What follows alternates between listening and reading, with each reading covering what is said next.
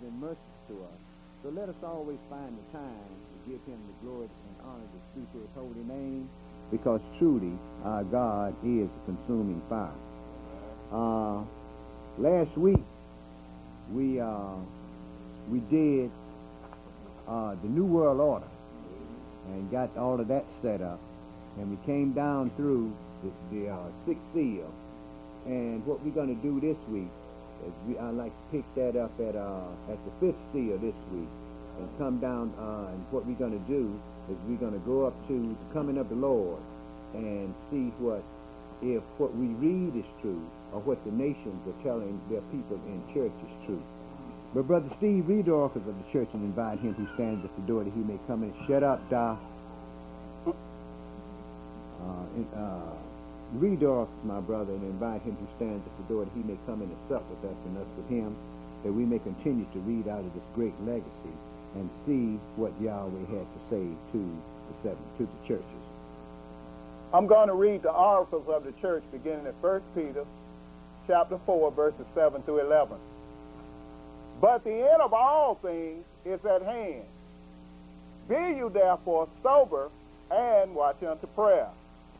And above all things have fervent love among yourselves, for love shall cover the multitude of sins. Amen. Use hospitality one to another without grudging. As every man have received a gift, even so minister the same one to another as good stewards of the manifold grace of Elohim. If any man speak, let him speak as the oracles of Elohim. If any man minister, let him do it as of the ability which Elohim giveth, that Elohim in all things may be glorified through Yeshua, the Anointed One, to whom be praise and dominion forever and ever. Amen. Amen. Ephesians chapter 4, verse 29. Let no corrupt communication proceed out of your mouth, but that which is good to use of edifying, that it may minister grace unto the hearers. And grieve not the Holy Spirit of Elohim, by whom you are sealed unto the day of redemption. Let all bitterness and wrath and anger and clamor and evil speaking be put away from you with all malice. And be you kind one to another, tender-hearted, forgiving one another, even as Elohim for the Anointed One's sake have forgiven you. Be you therefore followers of Elohim as dear children, and walk in love, as the Anointed One also have loved us, and have given himself for us an offering and a sacrifice to Elohim for a sweet-smelling savor. But fornication and all uncleanness or covetousness, let it not be one's name among you as become a saint. Neither filthiness, nor foolish talking, nor jesting, which are not convenient, but rather giving of thanks. Amen. Amen. Revelation chapter 3, verses 20 through 22. Behold, I stand at the door and knock. If any man hear my voice and open the door, I will come into him, and will sup with him, and he with me. To him that overcometh will I grant to sit with me in my throne, even as I also overcame, and am set down with my Father in his throne. He that have an ear, let him hear what the Spirit says unto the church. Amen. He that has an ear, let him hear what the Spirit says to the church in Holy Convention. I'd like to start our class today in St. Matthew chapter 24. St. Matthew 24 and verse 25 through verse 36. St. Matthew 24 and verse 25 through verse 36. Let's see some of the things that Yeshua HaMashiach had to say pertaining to these last days. These latter days, rather. The last days is the millennial period. St. Matthew chapter 24, and let's pick that up, my brother, at verse 25. Yes, sir.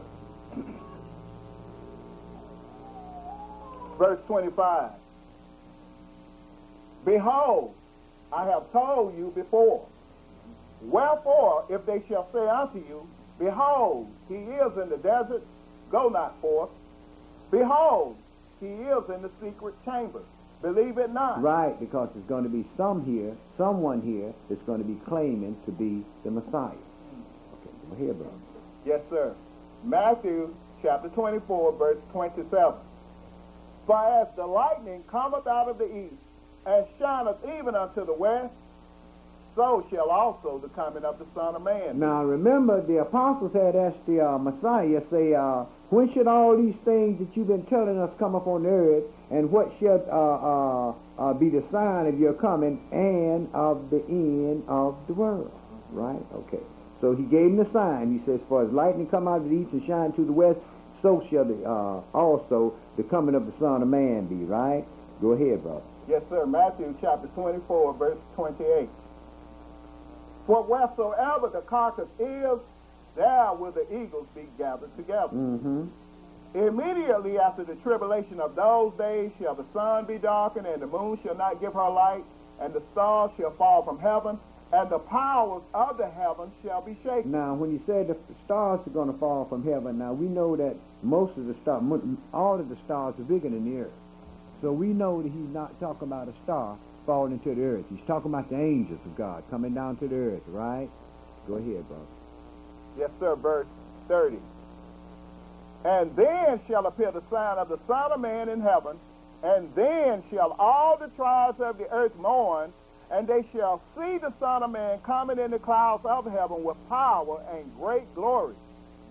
And he shall send his angels with a great sound of a trumpet, and they shall gather together his elect from the four winds, from one end of heaven to the other. Now, that elect was that 144,000 of all the tribes of the children of Israel that was sealed, right? So he's going to gather them from the... Remember, Paul said, glory and honor to the Jew first. So they'll be gathered first, right? Go ahead, brother. Verse 32. Now learn a parable of the fig tree. When his branch is yet tender and putteth forth leaves, you know that summer is near. Mm-hmm. So likewise you, when you shall see all these things, know that it is near, even at the door. Yes, I say unto you, this generation shall not pass till all these things be fulfilled. Heaven and earth shall pass away, but my word shall not pass away. But of that day and hour knoweth no man, no, not the angels of heaven, but my Father only. But of that day and hour knoweth no man. But we know the time of the year is going to be when the Messiah shows up on the scene. We don't know the day or the hour, but we know the time of the year that your brother will return back to the earth. Now let's go into Daniel 9, and I want you to read verse 24 through verse 27. Let's read some things that's going to be taking place, and we're going to pick that up when we go into Revelation. Daniel 9 and verse 24 through verse 27.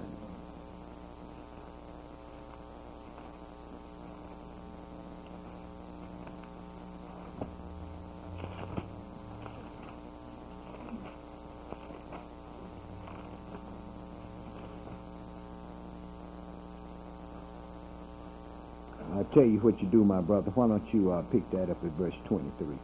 Yes, sir. Daniel chapter 9, verse 23. At the beginning of your supplications, the commandment came forth, and I am come to show you, for you are greatly beloved. Therefore, understand the matter and consider the vision. 70 weeks are determined upon your people and upon your holy city to finish the transgression. Number one, to finish the transgression. And to make an end of sin. And to make an end of sin. Not just to put away sin for a time period, but to make an end of sin, right? Go ahead, brother. Yes, sir. And to make reconciliation for iniquity. Number three, to make reconciliation for iniquity. And to bring in everlasting righteousness. Number four, to bring in everlasting righteousness. And to seal up the vision and prophecy. And number five, to seal up the vision and prophecy. And to anoint the most holy. And he told him 6 things was going to happen in this 70 weeks. So we know that what he's referring to is 70 weeks of years, not just 70 weeks as we are. When you get back in earlier chapters of Daniel, you find out when the angel was talking, he let him know that 1 week was a year. Okay. 7 weeks. 1 week was 7 years. I'm sorry. Yeah, go ahead, brother. Yes, sir. Verse 25. Daniel chapter 9, verse 25. Know therefore and understand that from the going forth of the commandment to restore and to build Jerusalem unto the Messiah the Prince shall be 7 weeks and 62 weeks. The street shall be built again, and the walls even in troublous times. Now, if you want to find out, if you're interested in this and want to find out when the commandment came forth to rebuild Jerusalem, that was during the Babylonian captivity, go into Ezra chapter 7 and verse 1, and it should give you a book date from letters that has been found, that archaeologists have found, and you find out that that commandment went forth in 457 B.C. The commandment went forth, and that would put, if you count up your year, that would put the Messiah on the scene in the year of 26 A.D. Go ahead, and so all these brothers walking around here talking about their Messiah, they got to be just about 2,000 years old, haven't you? Yeah, go ahead, brother. Yeah.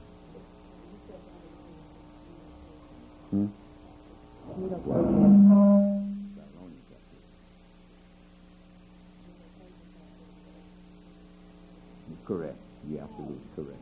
You're absolutely correct. It was during the Medo-Persian Empire. Thank you, my sister. Appreciate that. Go ahead and read. Yes, sir. Daniel chapter 9, verse 26. And after 62 weeks shall the Messiah be cut off, but not for himself. And the people of the prince that shall come shall destroy the city and the sanctuary, and the end thereof shall be with a flood, and unto the end of the war desolations are determined. And he shall confirm the covenant with many for 1 week, and in the midst of the week he shall cause the sacrifice and the oblation to cease, and for the overspreading of abominations he shall make it desolate, even unto the consummation, and that determined shall be poured upon the desolate. Okay, so what do we see here? Now we see that a covenant was confirmed by this prince that shall come. A covenant was confirmed for 1 week, and that covenant was pertaining to the animal sacrifice. You can pick that up in Daniel 12th chapter. That covenant was concerning the animal sacrifice. So what happened was Esau began sacrificing in the 5th seal, and at the 6th seal, the sacrifice was stopped, and the beast is installed as Caesar. But let's go in the book of Revelation and pick that up in Revelation chapter 6. And we're going to pick that up at verse, let me get there first, brother. Revelation chapter 6, and pick that up at verse, Revelation chapter 6, and pick that up at verse 9. Pick it up at the 5th seal. This is the time that Esau is doing the sacrificing here. Yes, sir. And when he had opened the 5th seal, I saw under the altar the souls of them that were slain for the word of Elohim and for the testimony which they held. And they cried with a loud voice, saying, How long, O Adonai, holy and true, do you not judge and avenge our blood on them that dwell on the earth? And white robes were given unto every one of them, and it was said unto them that they should rest yet for a little season, until their fellow servants also and their brethren that should be killed as they were should be fulfilled. And I beheld when he had opened the 6th seal, and lo, there was a great earthquake, and the sun became black as sackcloth of hair, and the moon became as blood. And the stars of heaven fell into the earth, even as a fig tree cast her untimely figs when she is shaken of a mighty wind. Okay, so there was war in heaven, and Satan gets thrown out of heaven, right? And once Satan gets thrown out of heaven, and there's a great earthquake, right? And the sun became black as sackcloth of hair, and the moon became as blood. It was darkness all over the earth, and you can't tell the people that when the heavens rolled back like a scroll, you can't tell the people that wasn't the Messiah getting ready to come. But we know what that is. That's Satan being thrown out of heaven, and the angels of God coming down to protect that remnant. Okay. Go ahead and read, brother. Yes, sir. Revelation chapter 6, verse 14. And the heaven departed as a scroll when it is rolled together, and every mountain and island were moved out of their places. And the kings of the earth, and the great men, and the rich men, and the chief captains, and the mighty men, and every slave, and every free man, hid themselves in the dens and in the rocks of the mountains, and said to the mountains and rocks, Fall on us, hide us from the face of him that sitteth on the throne, and from the wrath of the Lamb. For the great day of his wrath is come, and who shall be able to stand? You see what they said? Hide us from the face of the Lamb, right? Because the great day of his wrath is come, and who shall be able to stand, right? The wrath of the Lamb does not come till after the seventh vial is poured out. Right? And we just in the sixth seal. So it couldn't have been the Messiah that was coming out of heaven. This is when Satan was thrown out of heaven, and now we got big problem because Revelation 12 tell you when the dragon saw that he was cast out, he went to make war with the remnant of the woman's seed that brought forth the man-child that was going to rule all nations. So when Satan gets thrown out of heaven, he goes to make war with who? The nation of Israel. He comes to make war with us, right? Okay. Go ahead and read, brother. Yes, sir. Revelation chapter 7, verse 1. And after these things I saw 4 angels standing on the 4 corners of the earth, holding the 4 winds of the earth, that the wind should not blow on the earth, nor on the sea, nor on any tree. And I saw another angel ascending from the east, having the seal of the living Elohim. And he cried with a loud voice to the 4 angels, to whom it was given to hurt the earth and the sea, saying, Don't hurt the earth, neither the sea nor the trees, till we have sealed the servants of our Elohim in their foreheads. Till we've sealed all of Elohim's servants in their forehead, right? And now everybody talking about Benny Hinn and all these Creflo Dollar and what them other folks' name are, Kenneth Copeland and Jimmy Swaggart and all them folks. Right, they were, yeah, that's another one. They are they are claiming to serve God, right? They're claiming to be God's servants. But this angel here, remember the angels came down out of heaven when Satan was thrown out, right? And he said, don't hurt anything till we've sealed all of God's servants in their forehead. Go ahead and read, brother. Yes, sir. Revelation chapter 7, verse 4. And I heard the number of them which were sealed, and there was sealed 144,000 of all the tribes of the children of Israel. That's God's servants. We are God's servants. It was 144,000 from all the tribes of the children of Israel. And when you get in the book of Romans, Paul told you that Israel was given the covenants, the promise, the service, the giving of the law. All the holy things of God was given to the nation of Israel to do. It was Israel that wrote the book, and it was Israel who went out to teach the nation after the Messiah was 10 years after the Messiah was resurrected in Acts 7 chapter, right? He went to Cornelius, and that was opening the door to Cornelius was an Italian, so that was opening the door to the Euro Gentiles. Because see, Yahweh is the creator of all flesh, and He's going to save all flesh. So what happened was the mystery was of the old order of things was how was the nation going to be saved? They didn't know, and Paul told them, say, you're a wild olive tree. You've been grafted into this tree here contrary to nature, and now you're partakers of the root and fatness of the olive tree, right? But don't you boast against these branches.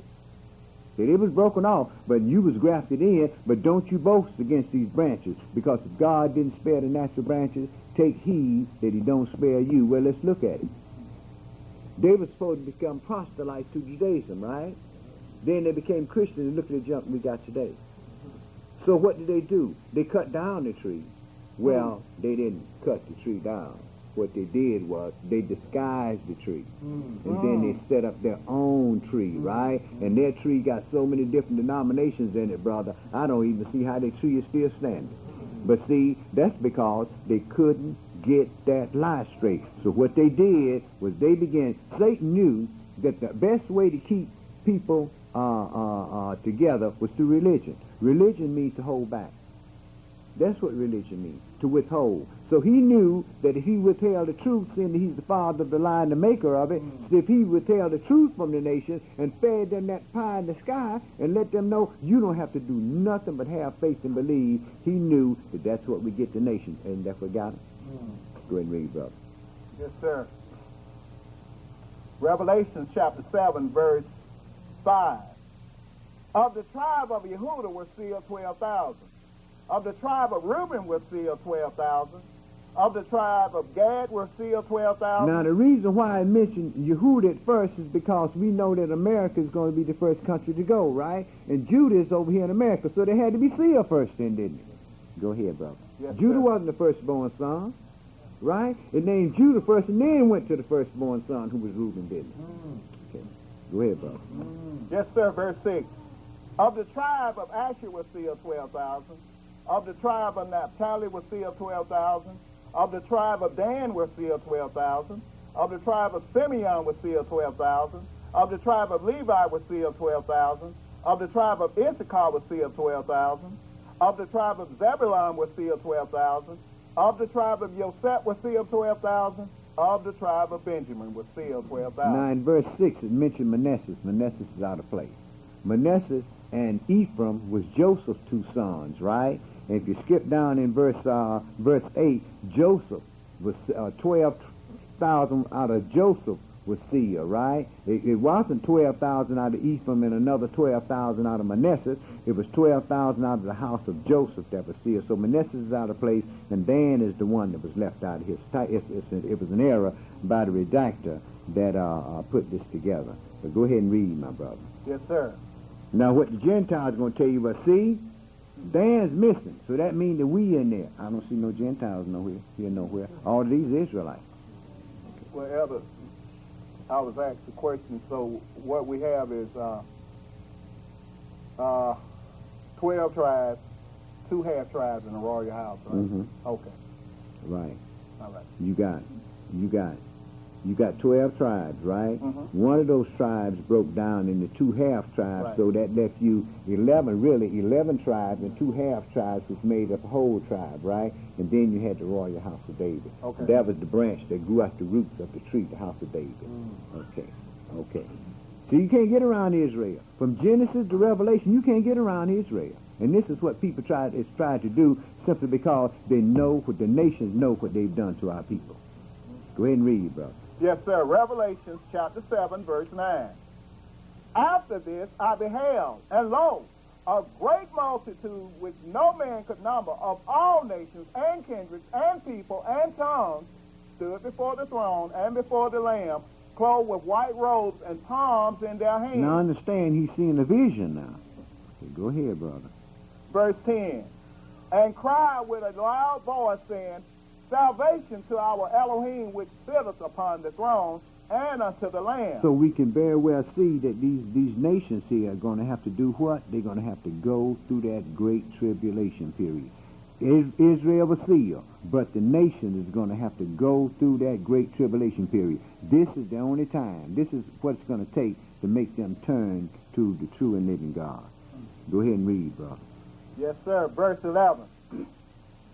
And all the angels stood round about the throne and about the elders and the 4 beasts, and fell before the throne on their faces and worshiped Yah, saying, Amen. Blessing and glory and wisdom and thanksgiving and honor and power and might be unto our Elohim forever and ever. Amen. Amen. And one of the elders answered, saying unto me, What are these which are arrayed in white robes, and from where did they come? And I said unto him, Sir, you know. And he said to me, These are they which came out of great tribulation, and have washed their robes, and made them white in the blood of the Lamb. Therefore are they before the throne of Elohim, and serve him day and night in his temple. And he that sitteth on the throne shall dwell among them. They shall hunger no more, neither thirst any more, neither shall the sun light on them, nor any heat. Now it says, therefore, verse 15, therefore they before the throne of God and serve him day and night in his temple, right? But they'll never go in the sanctuary. Only Israel, according to the law, only Israel, and the men of Israel could enter into the sanctuary under the penalty of death. You see, now when he talk about the temple, what is he talking about? The whole temple mound, right? Where didn't the Gentiles have their outer court?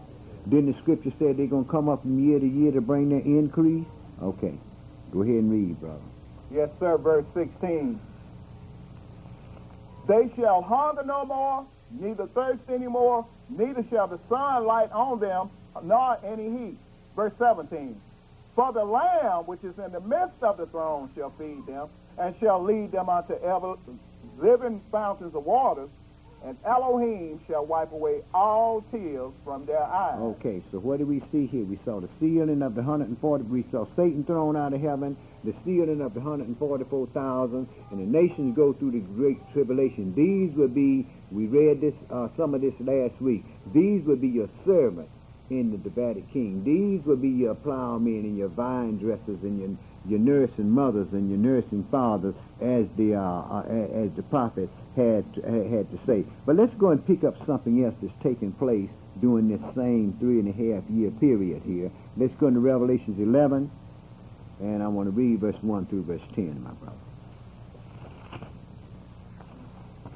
Satan is thrown out of heaven, and they're in the temple in Jerusalem, playing that game they're playing about who God is. Let's see what's going on in the city of Zion at this time. Revelations 11, and read verse 1 through verse 10. Yes, sir. And there was given me a reed like unto a rod, and the angel stood, saying, Rise and measure the temple of Elohim, and the altar, and them that worship therein. But the court, which is outside the temple, leave out, and measure it not. For it is given unto the Europeans, and the holy city shall they tread underfoot 42 months. And I will give power unto my 2 witnesses, and they shall prophesy 1,203 days, clothed in sackcloth. Now, the 42 months, the 1,302 days, all that equal up to 3.5 years, doesn't it? Okay, this is the time known as the Great Tribulation period. Go ahead and read. They're going to be prophesying about what's going on in Jerusalem. There's going to be a man in Jerusalem that people are going to be saying is the Messiah. Okay, and the Pope is going to crown him as the King of Kings. Go ahead, brother. Yes, sir. Revelation chapter 11, verse 4. These are the 2 olive trees and the 2 candlesticks standing before the Elohim of the earth. Now, there's been a lot of speculation about who these 2 olive trees are. And what we're going to do after this class is we're going to deal with this and show that the things that people are saying is a lie. And we're going to let the scripture back that up. See, that come from, that's youth in action. See, that come from not dealing in the spirit, but dealing with what you think. Yeah. Go ahead, brother. Revelation chapter 11, verse 5. And if any man will hurt them, fire proceedeth out of their mouth and devoureth their enemies. And if any man will hurt them, he must in this manner be killed. Okay, my brother, I'm go ahead and read the next verse. I really want to stop at verse 6 there. Go ahead and read the next verse. These have power to shut heaven, that it rain not in the days of their prophecy, and have power over waters to turn them to blood, and to smite the earth with all plagues as often as they will. So now, with the beast in power, we got 2 olive trees that's in Jerusalem that's witnessing against the beast during the Great Tribulation period, right? Okay, Revelations 8, and pick that up at verse 1, my brother. Revelation chapter 8 and verse 1. Let's go pick up the 7th seal here. And when he had opened the 7th seal, there was silence in heaven about the space of half an hour. And I saw the 7 angels which stood before Elohim, and to them were given 7 trumpets. And another angel came and stood at the altar, having a golden censer. And there was given unto him much incense, that he should offer it with the prayers of all saints upon the golden altar which was before the throne. And the smoke of the incense, which came with the prayers of the saints, ascended up before Elohim out of the angel's hand. And the angel took the censer and filled it with fire of the altar, and cast it into the earth, and there was voices and thunderings and lightnings and an earthquake. Okay, my brother. Go ahead. Verse 6. And the 7 angels which had the 7 trumpets prepared themselves to sound. Okay, my brother. Now, This seventh seal ends the 3.5 years of great tribulation, and the 2 olive trees. I think we better go read that so you get the facts on that. Let's go back to Revelations 11. Revelations 11, and pick that up at verse 7, and read up to verse 12.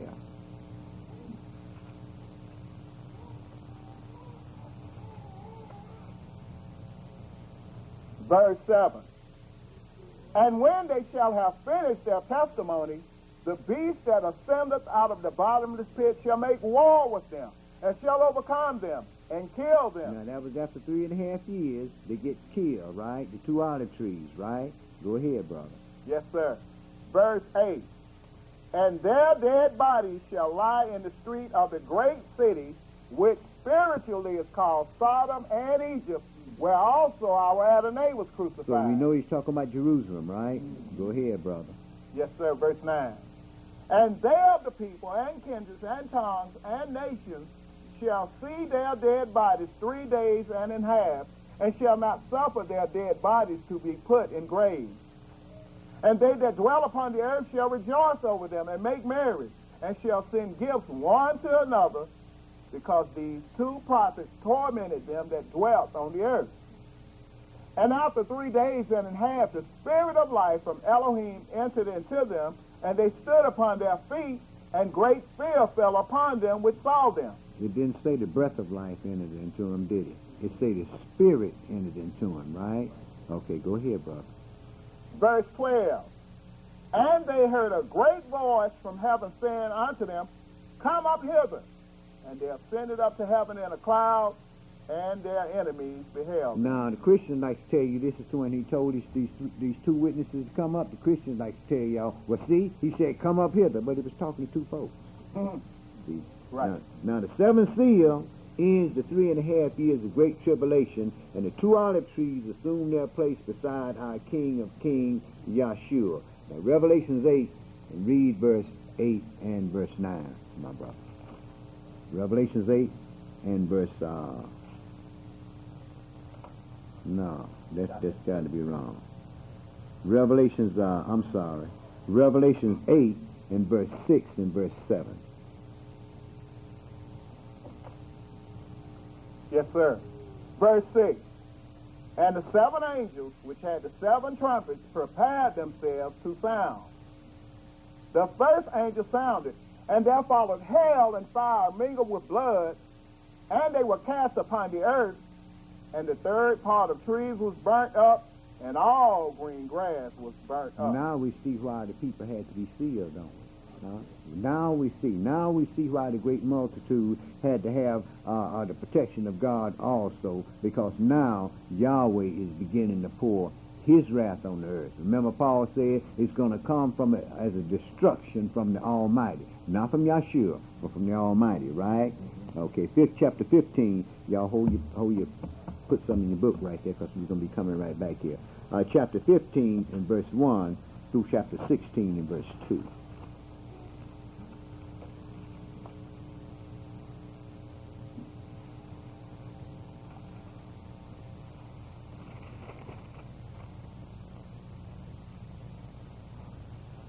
Verse 1. And I saw another sign in heaven, great and marvelous, 7 angels having the 7 last plagues, for in them is filled up the wrath of Elohim. And I saw, as it were, a sea of glass mingled with fire, and them that had gotten the victory over the beast, and over his image, and over his mark, and over the number of his name, stand on the sea of glass, having the harps of Elohim. And they sing the song of Moshe, the servant of Yah, and the song of the Lamb, saying, Great and marvelous are your works, Adonai Elohim Almighty. Just and true are your ways, you King of saints.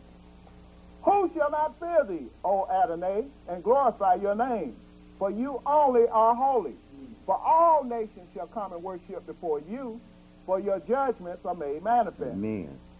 And after that I looked, and behold, the temple of the tabernacle of the testimony in heaven was open. And the 7 angels came out of the temple, having the 7 plagues, clothed in pure and white linen, and having their breasts girded with golden girdles. And one of the four beasts gave unto the seven angels 7 golden vials full of the wrath of Elohim, who liveth forever and ever. And the temple was filled with smoke from the glory of Yah and from his power, and no man was able to enter into the temple till the 7 plagues of the 7 angels were fulfilled. And I heard a great voice out of the temple saying to the 7 angels, Go your ways, and pour out the vials of the wrath of Elohim upon the earth. And the first went and poured out his vial upon the earth, and there fell a noisome and grievous sore upon the men which had the mark of the beast, and upon them which worship his image. Okay, my brother, now let's go back into Revelations 8 and pick it up at verse 8 and 9.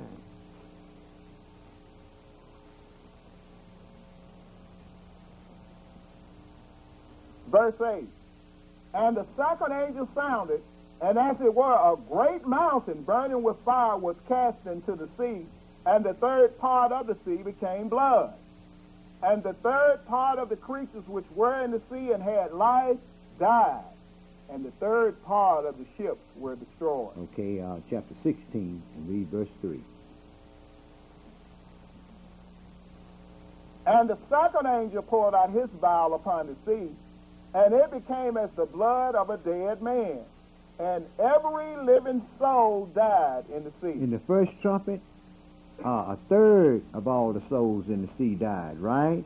In the second trumpet, every soul, every living soul in the sea died. The earth now the earth is going to begin to stink because everything in the water is going to be dead. Yeah, go ahead, brother. You said every living soul in the sea died? Yeah. So then after they died, they became dead souls, dead bodies? If you ain't a living soul, you're a dead soul. Right? Okay, so all the fish and everything in the sea died, right? Okay.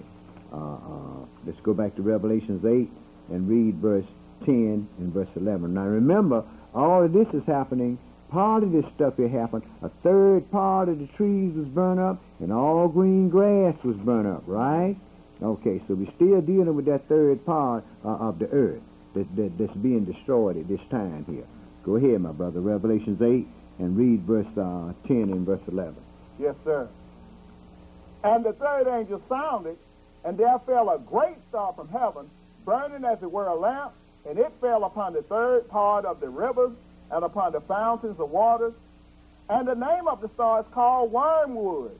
And the third part of the waters became wormwood, and many men died of the waters because they were made bitter. Verse 6, chapter 16, and verse 4 through verse 7, my brother.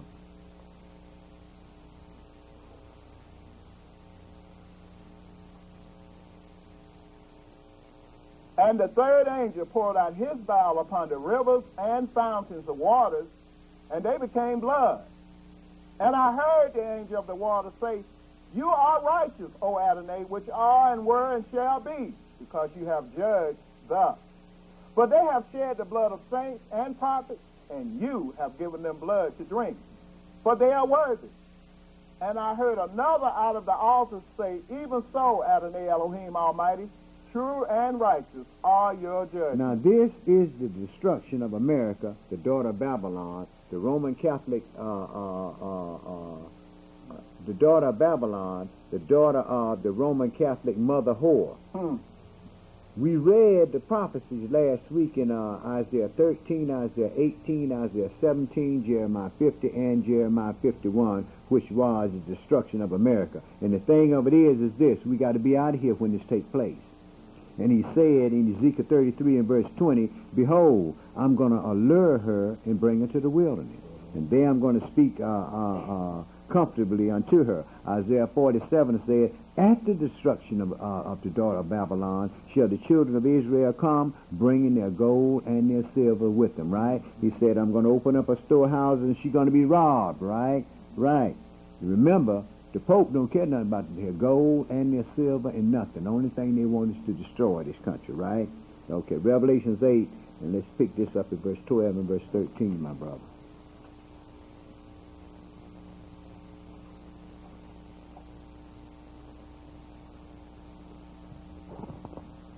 And the fourth angel sounded, and the third part of the sun was smitten, and the third part of the moon, and the third part of the stars, so as the third part of them was darkened, and the day shone not for a third part of it, and the night likewise. Terrible sights. Then the Messiah said there's going to be fearful signs in the heavens, right? Can you imagine the sun not shining for a third of it, and the moon not shining for a third part of the night? Go ahead, brother. Yes, sir. Revelation chapter 8, verse 13. And I beheld and heard an angel flying through the midst of heaven, saying with a loud voice, Woe, woe, woe to the inhabitants of the earth by reason of the other voices of the trumpet of the three angels, which are yet to sound. Woe, because of the three trumpets that's going to sound next, right? Revelation 9 and verse 1 through verse 12. And the fifth angel sounded, and I saw a star fall from heaven unto the earth, and to him was given the key of the bottomless pit. And he opened the bottomless pit, and there arose a smoke out of the pit as the smoke of a great furnace, and the sun and the air was darkened by reason of the smoke of the pit. So now the armies is coming together, right? Go ahead, brother. Yes, sir, verse 3. And there came out of the smoke locusts upon the earth, and unto them was given power as the scorpions of the earth have power. Now, we understand that John the Revelator had no idea what a helicopter and a tank and all that stuff was all about, right? So it looked like locusts to him. Go ahead, brother. Yes, sir, verse 4. And it was commanded them that they should not hurt the grass of the earth, neither any green thing, neither any tree, but only those men which have not the seal of Elohim in their foreheads. And to them it was given that they should not kill them, but that they should be tormented 5 months. And their torment was as the torment of a scorpion when he striketh a man. And in those days shall men seek death, and shall not find it, and shall desire to die, and death shall flee from them. And the shapes of the locusts were like unto horses prepared unto battle. And on their heads were as it were crowns like gold, and their faces were as the faces of men. And they had hair as the hair of women, and their teeth were as the teeth of lions. And they had breastplates as it were breastplates of iron, and the sound of their wings was as the sound of chariots of many horses running to battle. And they had tails like unto scorpions, and there were stings in their tails. And their power was to hurt men 5 months. And they had a king over them, which is the angel of the bottomless pit, whose name in the Hebrew tongue is Abaddon, but in the Greek tongue have his name Apollyon. Satan. Go ahead, brother. Yes, sir, verse 12. One woe is past, and behold, there come 2 woes more hereafter. Chapter 16 and verse 10 and 11.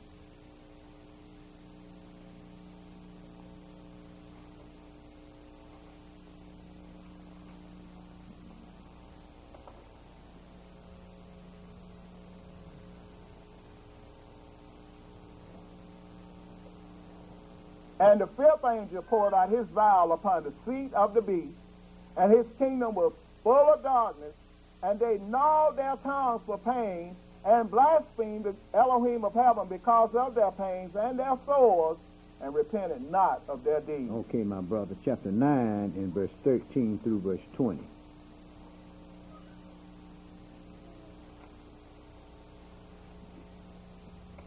Ain't that something? Satan has set him up. Remember when we read in Revelation 13, the dragon gave this last king his power and his seat and great authority, right? Now one of the angels of the Lord done poured that vial up on that seat, and the whole kingdom became full of darkness, right? And the people had sores all over because of the radioactive fallout from the destruction of America.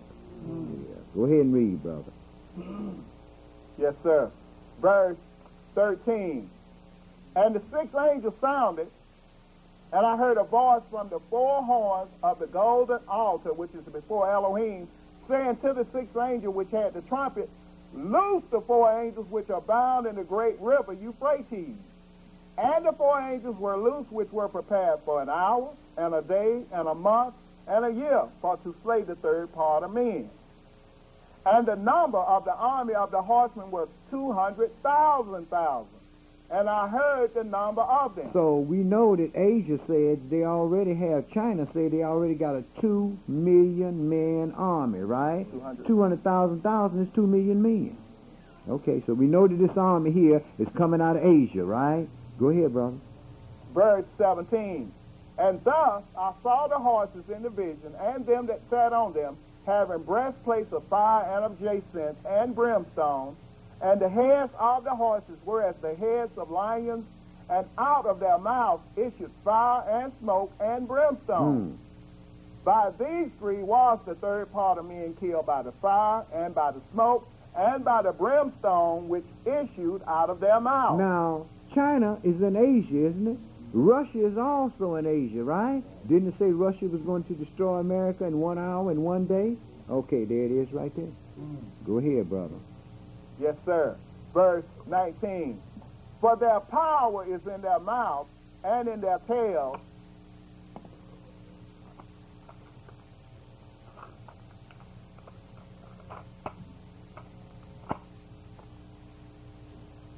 Okay, brother.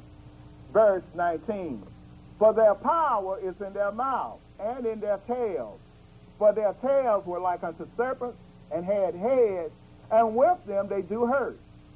And the rest of the men which were not killed by these plagues yet repented not of the works of their hands, that they should not worship devils and idols of gold and silver and brass and stone and of wood, which can neither see nor hear nor walk. Okay, my brother, now let's go back into Revelations 11 and pick that up at verse 13.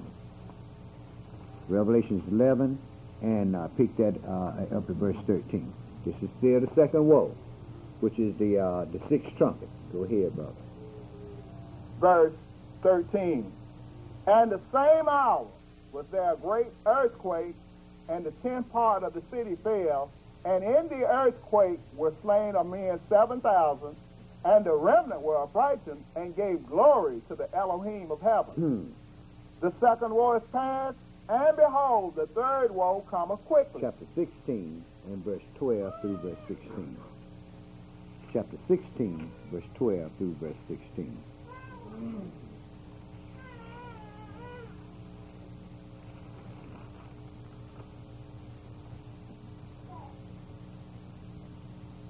I mean, verse 13 to verse 16. I'm sorry, brother. Revelation chapter 16, verses 13 through 16. Mm-hmm. And I saw 3 unclean spirits like frogs come out of the mouth of the dragon, and out of the mouth of the beast, and out of the mouth of the false prophet. For they are the spirits of devils, working miracles which go forth unto the kings of the earth and of the whole world, to gather them to the battle of that great day of Elohim Almighty. Behold, I come as a thief. Blessed is he that watches and keep his garments, lest he walk naked, and they see his shame. And he gathered them together into a place called in the Hebrew tongue, Armageddon. Right. He sent those 3 unclean spirits to gather these armies together, right? Chapter 14 and verse 6 through verse 13. Chapter 14 and verse 6 through verse 13.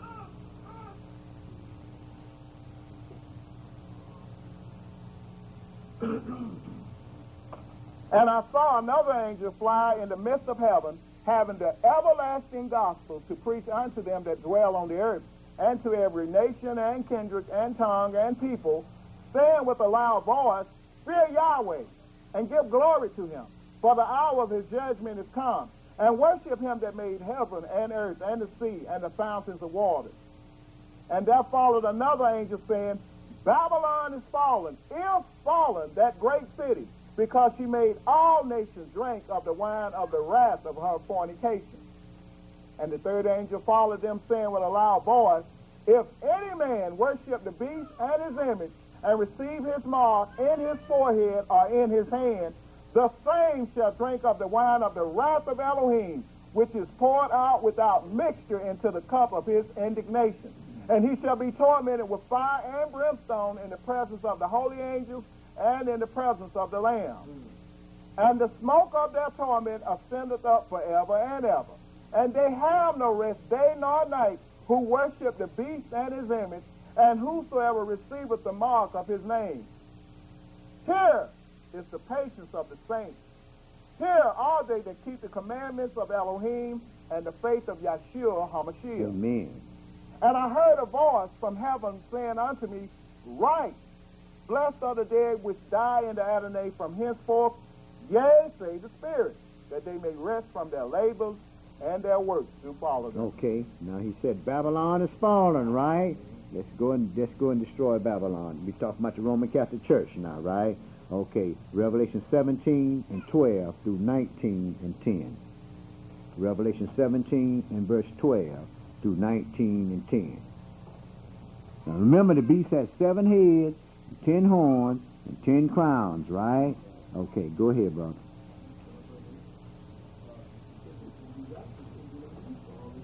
I know it would. I know it wouldn't, brother. I haven't seen anybody get raptured off here yet. Out of all the things we read in Revelation, nobody left here yet but the 2 witnesses did. Okay. Okay. Revelation 17, pick that up for verse 12, my brother. Yes, sir. And the 10 horns which you saw are 10 kings, which have received no kingdom as yet, but receive power as kings 1 hour with the beast. These have one mind, and shall give their power and strength unto the beast. These shall make war with the Lamb, and the Lamb shall overcome them. For he is Adonai of Adonais, and King of kings. And they that are with him are called and chosen and faithful. And he says unto me, The waters which you saw, where the horse sitteth, are peoples and multitudes and nations and tongues. Mm-hmm. And the 10 horns which you saw upon the beast, these shall hate the whore, and shall make her desolate and naked, and shall eat her flesh, and burn her with fire. For Yah hath put in their hearts to fulfill his will, and to agree, and give their kingdom unto the beast, until the words of Elohim shall be fulfilled. And the woman which you saw is that great city which reigneth over the kings of the earth. Okay, brother, go ahead. Yes, sir. Revelations 18, verse 1. And after these things I saw another angel come down from heaven, having great power, and the earth was lightened with his glory. And he cried mightily with a strong voice, saying, Babylon the great is fallen, and is become the habitation of devils, and the hold of every foul spirit, and a cage of every unclean and hateful bird. And when you look in the Vatican and look at the things that they deal with, we can very well see that, man, they bury bodies in the Vatican. Check that out. Go ahead, bro. They even had a show on X-Files on Sunday night, Mm-hmm. where they went down, they had their little thing going on. They went down inside this Roman Catholic church in the basement and dug up dead bodies. They had dead bodies around there. Sure. They dug them up and set them up, and they sit around and have dinner with them. Yeah, I saw that, Jim. They'll go down and dig up the dead bodies, bring them out, and sit them up at the table, and they have dinner with them. White folks. That's why Yahweh said, my son, learn not the ways of the heathen, because they're vain. Go ahead. And we know what it is with a dead body. If you touch the grave of a man, you're unclean. If you go in a house that a person died in, you're unclean 7 days. Go on and read, brother. Verse 3. For all nations have drunk of the wine of the wrath of her fornication, and the kings of the earth have committed fornication with her, and the merchants of the earth are waxed rich through the abundance of her delicacy. Didn't Bush just go to see the Pope? Every president that's elected has to go to see the Pope, though. Go ahead, brother. Now understand, Bush is a Protestant. He's a Protestant, but he had to go see that Catholic Pope, didn't he? Right. Right. Of course. Of course, if the Roman Catholic Church don't condone you, brother, you're in big trouble. You see they didn't condone John F. Kennedy, and you see what happened to him, don't you? A turncoat Roman Catholic. That's why the country didn't want to elect him as president, because he was a Catholic. Go ahead and read, brother. Yes, sir. Verse 4. And I heard another voice from heaven saying, Come out of her, my people, that you be not partakers of her sins, and that you receive not of her plagues. For her sins have reached unto heaven, and Yah have remembered her iniquities. Reward her even as she hath rewarded you, and double unto her double according to her work. In the cup which she hath filled, fill to her double. How much has she glorified herself and lived deliciously? So much torment and sorrow give her. For she says in her heart, I sit a queen, and am no widow, and shall see no sorrow. Therefore shall her plagues come in one day, death and mourning and famine. And she shall be utterly burned with fire. For strong is Adonai Elohim who judges her. Amen. And the kings of the earth who have committed fornication and lived deliciously with her shall bewail her and lament for her when they shall see the smoke of her burning, standing afar off for the fear of her torment, saying, Alas, alas, that great city Babylon, that mighty city, for in 1 hour is your judgment come. And the merchants of the earth shall weep and mourn over her, for no man buyeth their merchandise any more. The merchandise of gold and silver and precious stones and of pearls and fine linen and purple and silk and scarlet and all fine wood and all manner vessels of ivory and all manner vessels of most precious wood and of brass and iron and marble and cinnamon and odors and ointments and frankincense and wine and oil and fine flour and wheat and beasts and sheep and horses and chariots and slaves and souls of men. And the fruit that your soul lusted after are departed from you, and all things which were dainty and goodly are departed from you, and you shall find them no more at all. The merchants of these things which were made rich by her shall stand afar off for the fear of her torment, weeping and wailing, and saying, Alas, alas, that great city that was clothed in fine linen and purple and scarlet and decked with gold and precious stones and pearls. For in 1 hour so great riches is come to naught. And every shipmaster and all the company in ships and sailors and as many as trade by sea stood afar off and cried when they saw the smoke of her burning, saying, What city is like unto this great city? And they cast dust on their heads and cried, weeping and wailing, saying, Alas, alas, that great city, wherein were made rich all that had ships in the sea by reason of her costliness, for in 1 hour is she made desolate. Rejoice over her, thou heavens, and you holy apostles and prophets, for Yah have avenged you on her. Amen. And a mighty angel took up a stone like a great millstone, and cast it into the sea, saying, Thus with violence shall the great city Babylon be thrown down, and shall be found no more at all. And the voice of harpers, and musicians, and of pipers, and of trumpeters shall be heard no more at all in you. And no craftsman, or whatsoever craft he be, shall be found any more in you. And the sound of a millstone shall be heard no more in you at all. And the light of a candle shall shine no more at all in you. And the voice of the bridegroom and of the bride shall be heard no more at all in you. For your merchants were the great men of the earth. For by your sorceries were all nations deceived. And in her was found the blood of prophets and of saints and of all that was slain upon the earth.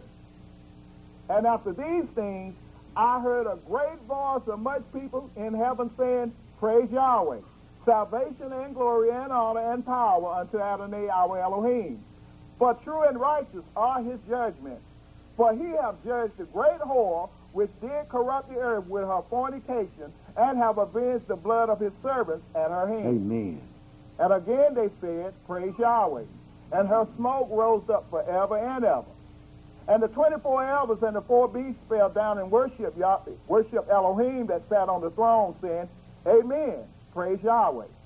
And a voice came out of the throne saying, Praise our Elohim, all you his servants, and you that fear him, both small and great.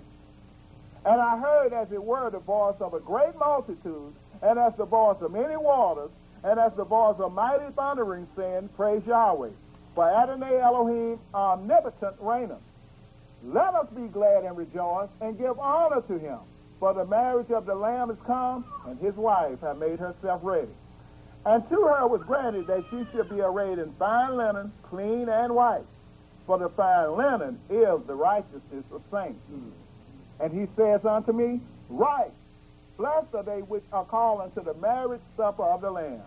And he says unto me, these are the true sayings of Elohim. And I fell at his feet to worship him, and he said unto me, don't you do it. I am your fellow servant, and of your brethren that have the testimony of Yahshua HaMashiach. Worship Yahweh, for the testimony of Yahshua HaMashiach is the spirit of prophecy. Amen. So Babylon is fallen. So far, all the earth's water was tainted with blood. There are signs in the sun and moon. The 10 kings have destroyed the Vatican, the foundation of Christianity, and the battle is set in array against Zion, Yahweh's earthly holy city, right? Let's go to Revelation 10 and read verse 1 through verse 7.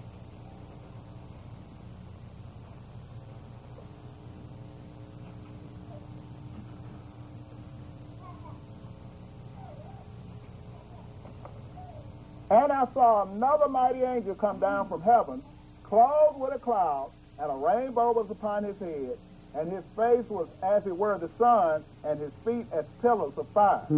And he had in his hand a little book open, and he set his right foot upon the sea, and his left foot on the earth, and cried with a loud voice, as when a lion roars. And when he had cried, 7 thunders uttered their voices. And when the 7 thunders had uttered their voices, I was about to write. And I heard a voice from heaven saying unto me, seal up those things which the 7 thunders uttered, and write them not. And the angel which I saw stand upon the sea and upon the earth lifted up his hand to heaven, and swore by him that liveth forever and ever, who created heaven and the things that therein are, and the earth and the things that therein are, and the sea and the things which are therein, that there shall be time no longer.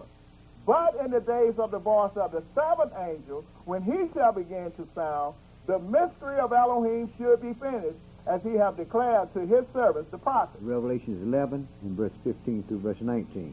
Did you want me to finish up 10? Yeah, go ahead, brother. No. Okay. No, I'm 1 through 7. Okay, Yeah. I got Revelation 11 and 15 through verse 19.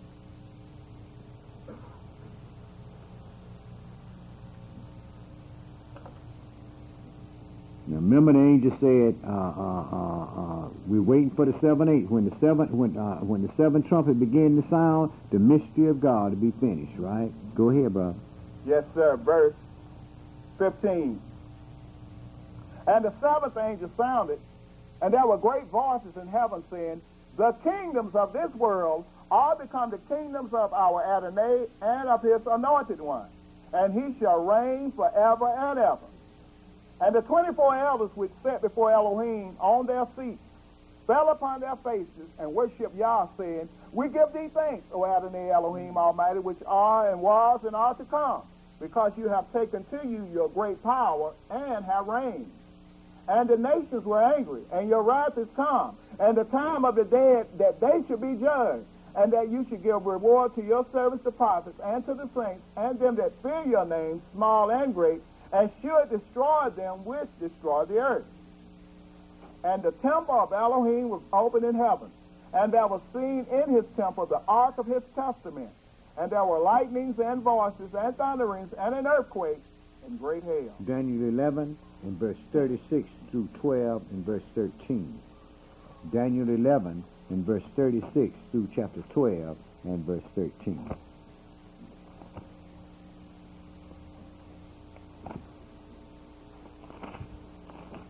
Daniel chapter 11 and verse 36.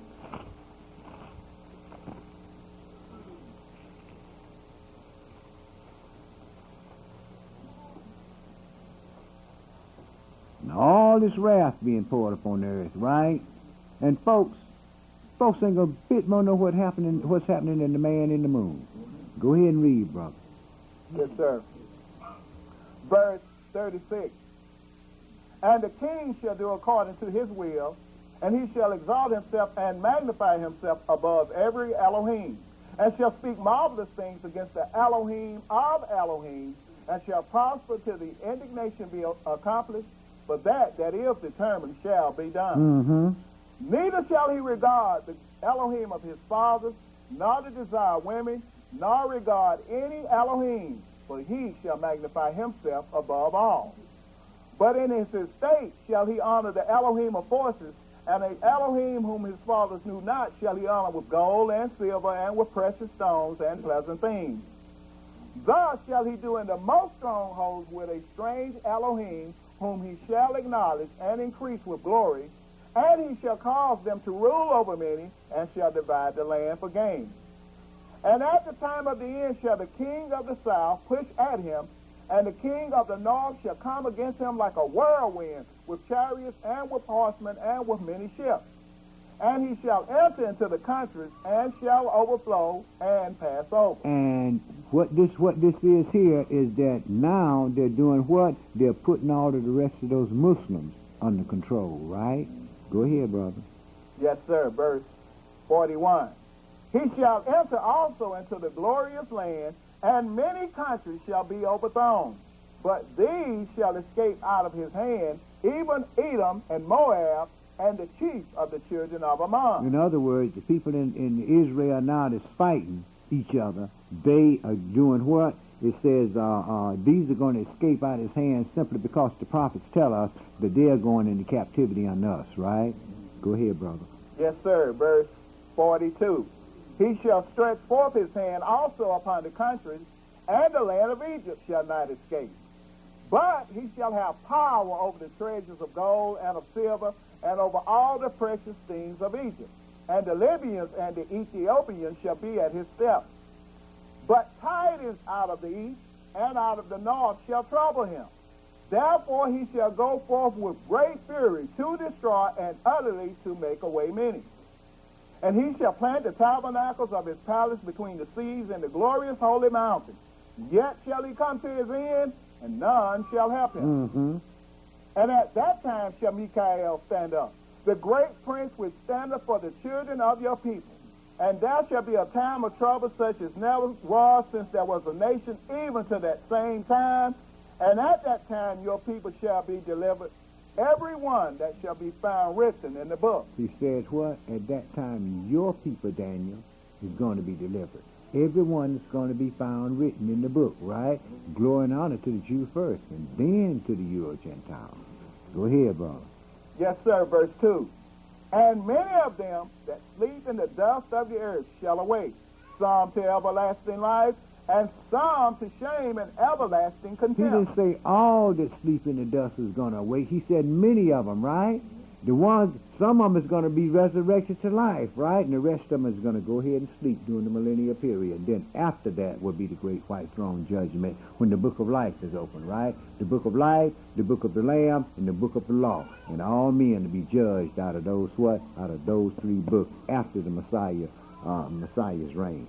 But go ahead now. So, Elder, you know, you got these Christians, we've been talking about this for years and years. They dying and going right up to heaven, right? Sure they are. Superseding all these holy people that's been laying in the ground for thousands of years. Of course they are. Because from what I've seen in heaven wasn't nothing but it was Israel sitting on the throne, right? Then you had the 24 elders, right? And then the Messiah appeared in the midst of them, right? And John was there. Now, I don't know what these folks talking about. Now these things here is taking place at the opening of the seventh seal. This is the future time. See? And these folks ain't seen in heaven yet. Go ahead and read, brother. Verse 3. And they that be wise shall shine as the brightness of the firmament, and they that turn many to righteousness as the stars forever and ever. And they that be wise shall shine at the brightness of the firmament. The Messiah told his people in St. Matthew 8 chapter, say, you are the light of the world. A city that sit on the hill should not be hid, right? Isaiah said, Yahweh has sent a word in Jacob, and it is lighted on Israel, didn't it? And he said, there's going to always be a light in the house of David, didn't it? Go ahead, bro. Yes, sir. Verse 4. But you, O Daniel, shut up the words and seal the book, even to the time of the end. And verse 4. But you, O Daniel, shut up the words and seal the book, even to the time of the end. Many shall run to and fro, and knowledge shall be increased. Then I, Daniel, looked, and behold, there stood other two, the one on this side of the bank of the river, and the other on that side of the bank of the river. And one said to the man clothed in linen, which was upon the waters of the river, How long shall it be to the end of these wonders? And I heard the man clothed in linen, which was upon the waters of the river, when he held up his right hand and his left hand unto heaven, and swore by him that liveth forever, that it shall be for a time, times and an half, and when he shall have accomplished to scatter the power of the holy people, all these things shall be finished. For 3.5 years, right? Go ahead, brother. Verse 8. And I heard, but I understood not. Then said I, O my Adonai, what shall be the end of these things?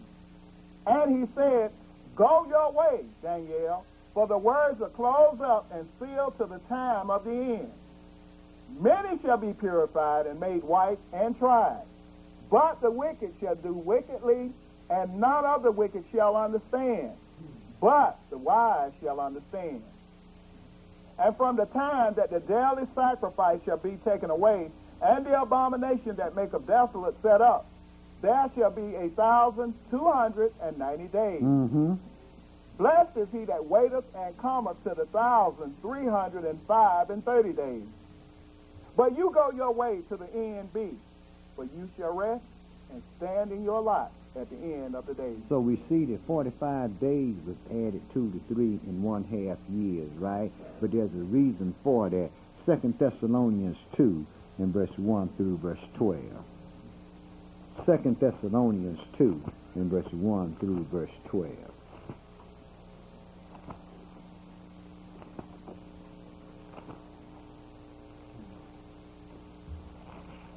Second Thessalonians 2 in verse 1 through verse 12.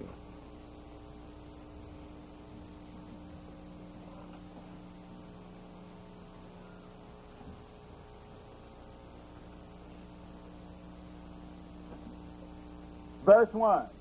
Now we beseech you, brethren, by the coming of our Adonai Yeshua HaMashiach, and by our gathering together unto him, that you be not soon shaken in mind, or be troubled, neither by spirit, nor by word, nor by letter as from us, as that the day of the anointed one is at hand.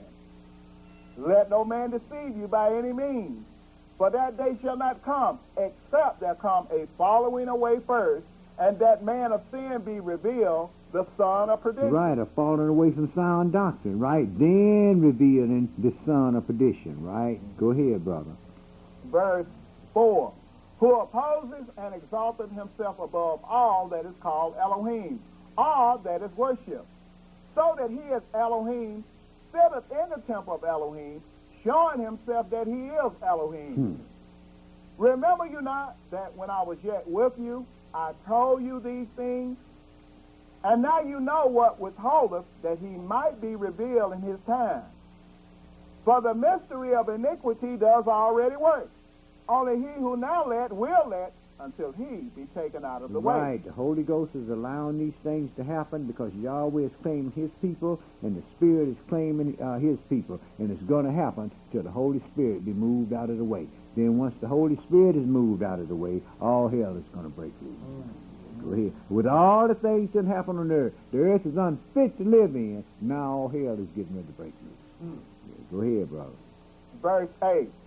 And then shall that wicked be revealed, whom the Adonai shall consume with the spirit of his mouth, and shall destroy with the brightness of his coming, even him whose coming is after the working of Satan, with all power and signs and lying wonders, and with all deceivableness of unrighteousness in them that perish, because they receive not the love of the truth, that they might be saved. And for this cause Elohim shall send them strong delusion, that they should believe a lie, that they all might be damned who believe not the truth, but had pleasure in unrighteousness. Amen. Now the Pope has caused all to worship the beast as God in the temple they build during the Great Tribulation period. And let's go, the seventh trumpet is blown. Now let's go and pour out this seventh vial here. Let's go into Revelation 16 and verse 17 through verse 21. Let me ask you, is this referring to the children of Israel here in 2 Thessalonians, saying how the Christians are never in covenant, they already cut off? Is this who is this referring to? This is what referring to in 2 Thessalonians. Chapter 2. About what? The mystery of iniquity already at work? I'm really referring to those who are going to be deceived, that are going to believe the strong delusion, that's going to be lies, that they all might be damned. That's going to be part of Israel and all the other nations. Remember, Yahweh said 2 parts of us is going to be cut off and die. Right. Well, why you think they're going to die? Disobedience. Right.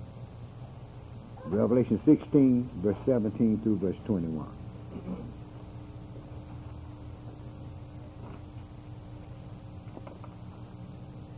And the 7th angel poured out his vial into the air, and there came a great voice out of the temple of heaven from the throne, saying, It is done. And there were voices and thunders and lightnings, and there was a great earthquake, such as was not since men were upon the earth, so mighty an earthquake and so great.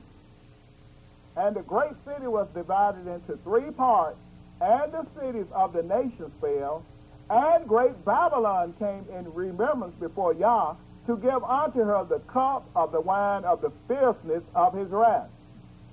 And every island fled away, and the mountains were not found. And there fell upon men a great hail out of heaven, every stone weighing about 120 pounds. And men blasphemed Elohim because of the plague of the hail, for the plague thereof was exceeding great. Zechariah 2 and verse 1 through verse 13. Zechariah 2, I think that's where I want to go. That don't look right, though.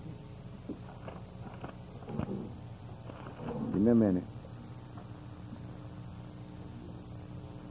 Yeah, Zechariah 2 and verse 1 through verse 13.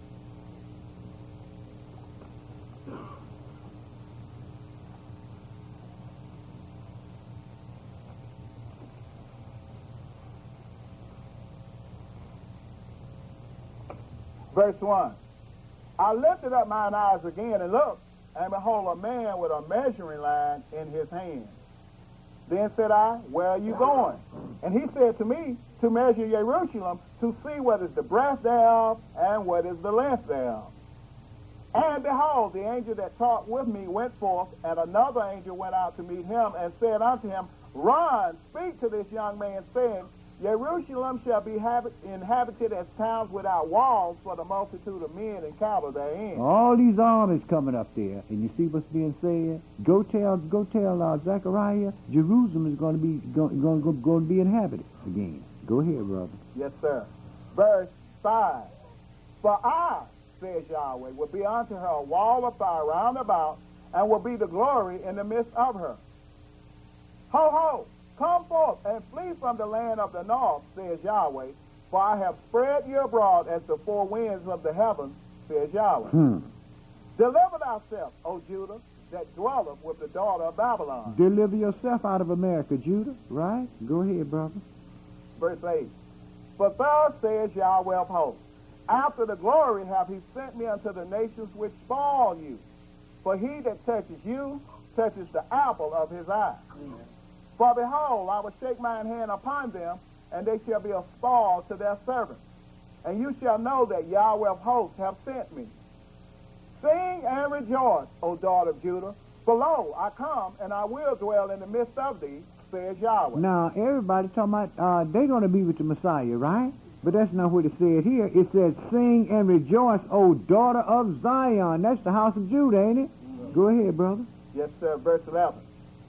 And many nations shall be joined to Yahweh in that day, and shall be my people. And I will dwell in the midst of you, and you shall know that Yahweh of hosts hath sent me unto you. And Yahweh shall inherit Yehudah his portion in the Holy Land, and shall choose Jerusalem again.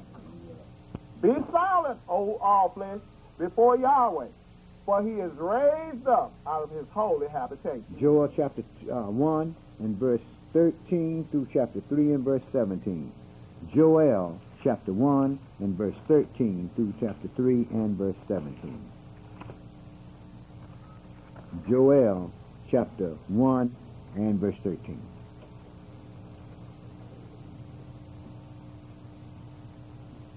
Gird yourselves and lament, you priests.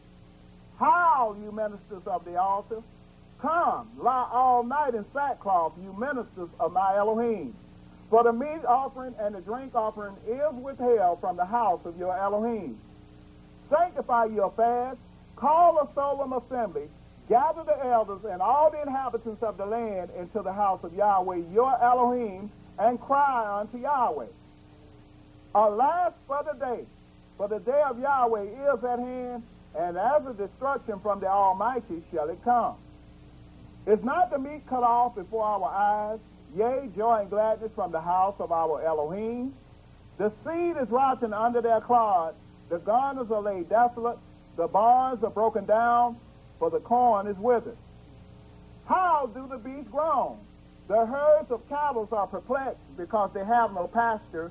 Yea, the flocks of sheep are made desolate. Right, all the green grass was burnt up, right? And the corn was withered and everything, right? So the cattle didn't have nothing to eat, right? Go ahead, brother. Yes, sir. Verse 19.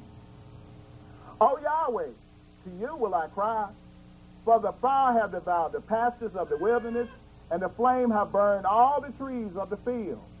The beasts of the field cry also unto you, for the rivers of waters are dried up, and the fire have devoured the pastures of the wilderness. Blow you the trumpet in Judah, and sound an alarm in my holy mountain. Let all the inhabitants of the land tremble, for the day of Yahweh cometh, for it is near at hand. A day of darkness and of gloominess, a day of clouds and of thick darkness, as the morning spread upon the mountains. A great people and a strong. There have not been ever the like, neither shall be any more after it, even to the years of many generations. A fire devours before them, and behind them a flame burneth. The land is as the garden of Eden before them, and behind them a desolate wilderness. Yea, and nothing shall escape them.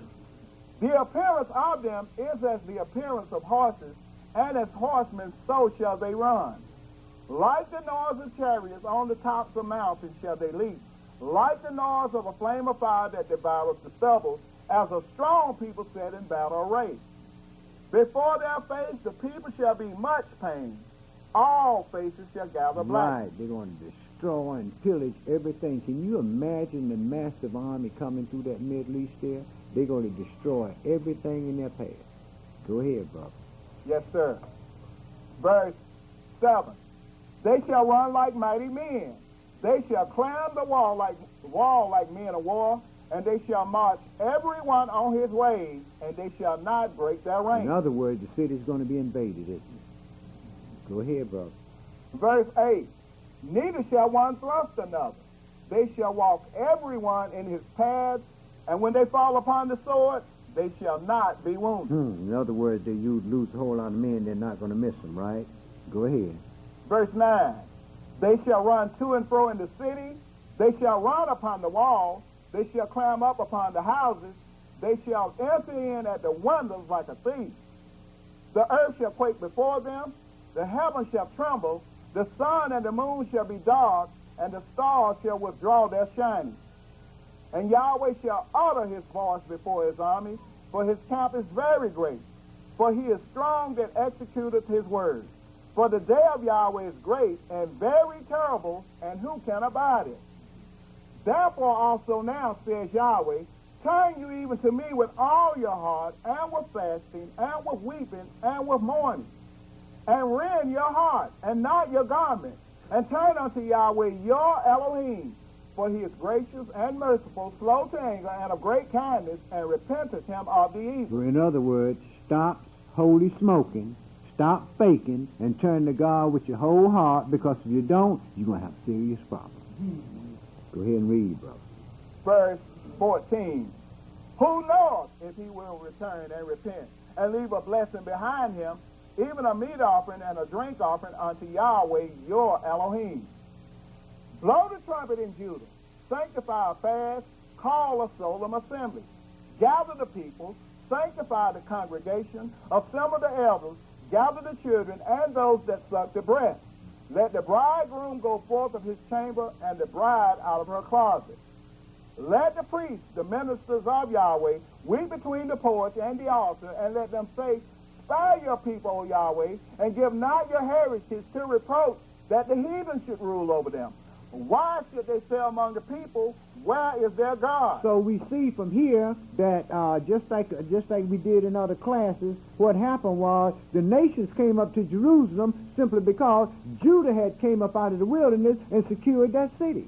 And the nations are coming up to destroy the city. This is why he said, destroy us, rather. That's why he said in verse 15, blow the trumpet in Judah and sanctify affairs, call a solemn assembly. Gather the people, sanctify the congregation, assemble the elders, gather the children and those that suck the breast. Let the bridegroom go forth of his chamber and the bride out of her closet. Let the priests, the ministers of Yahweh, weep between the porch and the altar, and let them say, spare your people, O Yahweh, and give not your heritage to reproach, that the heathen should rule over them. Wherefore should they say, where's your God now? We got you all boxed up in the city. Now we get ready to destroy all the rest of it. We done already destroyed 2/3 of y'all. Now we got you. We're going to kill y'all from off the face of the earth, and Satan, our God, will have made God a lie. Don't read, brother. I have a question. Yeah. They had already probably been looking for all these people that had disappeared anyway. Correct. So when they show up in Jerusalem. Correct. They know where we are now, brother, and they coming to get us. They've been looking for us. Remember, we was out in the wilderness for 3.5 years, and the angel told us there'll be a covering over the defense. You see, all them satellite technology and everything they got, they won't be able to see us really. And then once we go in and take that city, the nation's going to know where we are then. Then everybody's going to come up to destroy this so-called Hebrew Israelite off the face of the earth. Go ahead and read, bro. Yes, sir, verse 18. Then will Yahweh be jealous for his land and pity his people. Yea, Yahweh will answer and say unto his people, behold, I will send you corn and wine and oil, and you shall be satisfied therewith, and I will no more make you a reproach among the heathen. Right. Check what he's saying. All these millions of folks out there, he said, look, I'm going to send you corn and wine, and oh, you ain't thinking about that. Don't you even worry about it, because not one hair of your head is going to be harmed. No weapon formed against you is going to prosper. Go ahead, brother. Yes, sir, verse 20. But I will remove far from you the northern army, and will drive him into a land barren and desolate, with his face toward the east sea, and his hinder part toward the utmost sea, and his stink shall come up, and his ill savor shall come up, because he hath done great things. Fear not, O land, be glad and rejoice, for Yahweh will do great things. Be not afraid, you beasts of the field, for the pastures of the wilderness do spring, for the tree beareth her fruit, the fig tree and the vine do yield their strength. Be glad then, you children of Judah, and rejoice in Yahweh your Elohim, for he hath given you the former rain moderately, and he will cause to come down for you the rain, the former rain, and the latter rain in the month Abib. Right, the first month. See? The dead body is going to be buried, and then it's going to take 7 months to do that, and then in the first month of the year, that'll bring us to the first month of the year, and in the first month of the year, that's when the showers of blessings are going to come down. Go ahead, brother. In a voluntary exodus from this country is going to be destroyed. Why would they be looking for it? What do you think? I wouldn't think they would. Why? Same thing because everybody's going to be leaving. Everybody's going to be leaving, going back to their own land, right? Well, where are we going to be at? In the wilderness, right? Man, the nations know who we are. The nations know that we are God's chosen people. That's why they're going to be looking for us, to destroy us, to make God a lie. That's the only reason they could be looking for us. They already got a king and a man installed in there, talking about he's the Messiah, haven't they? Okay. A white boy. Go ahead, brother. Didn't Pharaoh do the Hebrews the same way? Just about. Came after them. Just about came running after us once we got in the wilderness, didn't we? You know why? We had left with all this treasure here, right? But these folks here, they coming after because they want to destroy us. They already got their God set up. The people are worshiping him as the Messiah and so forth and so on. So we in the way. We know that truth thing. We're going to have to be killed off. This is why Yahweh is going. This is why we're going to be protected, because the truth has to be in the city once the Messiah returns. Is it possible they may be speaking us also to sharing our blessings? No. Ain't nobody going to be wanting to share your blessing. They're going to rip you off, Jack. Then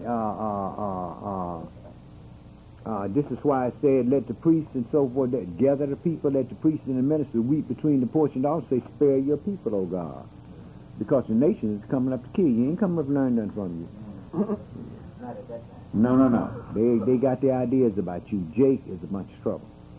Jake is dripping with them curses, and they don't want Jake on the earth. Jake is the problem on this earth right now today. We're the reason why the earth is in the shape again, and we know it. Yeah. Go ahead and you're right, and everybody else do. Yeah, go ahead and read, brother. Yes, sir. Verse 24. And the floor shall be full of wheat, and the vat shall overflow with wine and oil. And I will restore to you the years that the locusts have eaten, the cankerworm and the caterpillar and the palmer worm, my great empires which I sent among you. Right, the four empires, the Babylonian, the Medo-Persian, the Greek, and the Roman Empire, right? He said, I'm going to restore to you the years that these people here have eaten up. Go ahead, brother. Yes, sir. Verse 26. And you shall eat in plenty and be satisfied, and praise the name of Yahweh your Elohim that have dealt wondrously with you, and my people shall never be ashamed. And you shall know that I am in the midst of Israel, that I am Yahweh your Elohim, and none else, and my people shall never be ashamed. And it shall come to pass afterward that I will pour out my spirit upon all flesh. Right, after I do all these things for you, Israel, then I'm going to pour out my spirit upon all flesh. Go ahead, brother.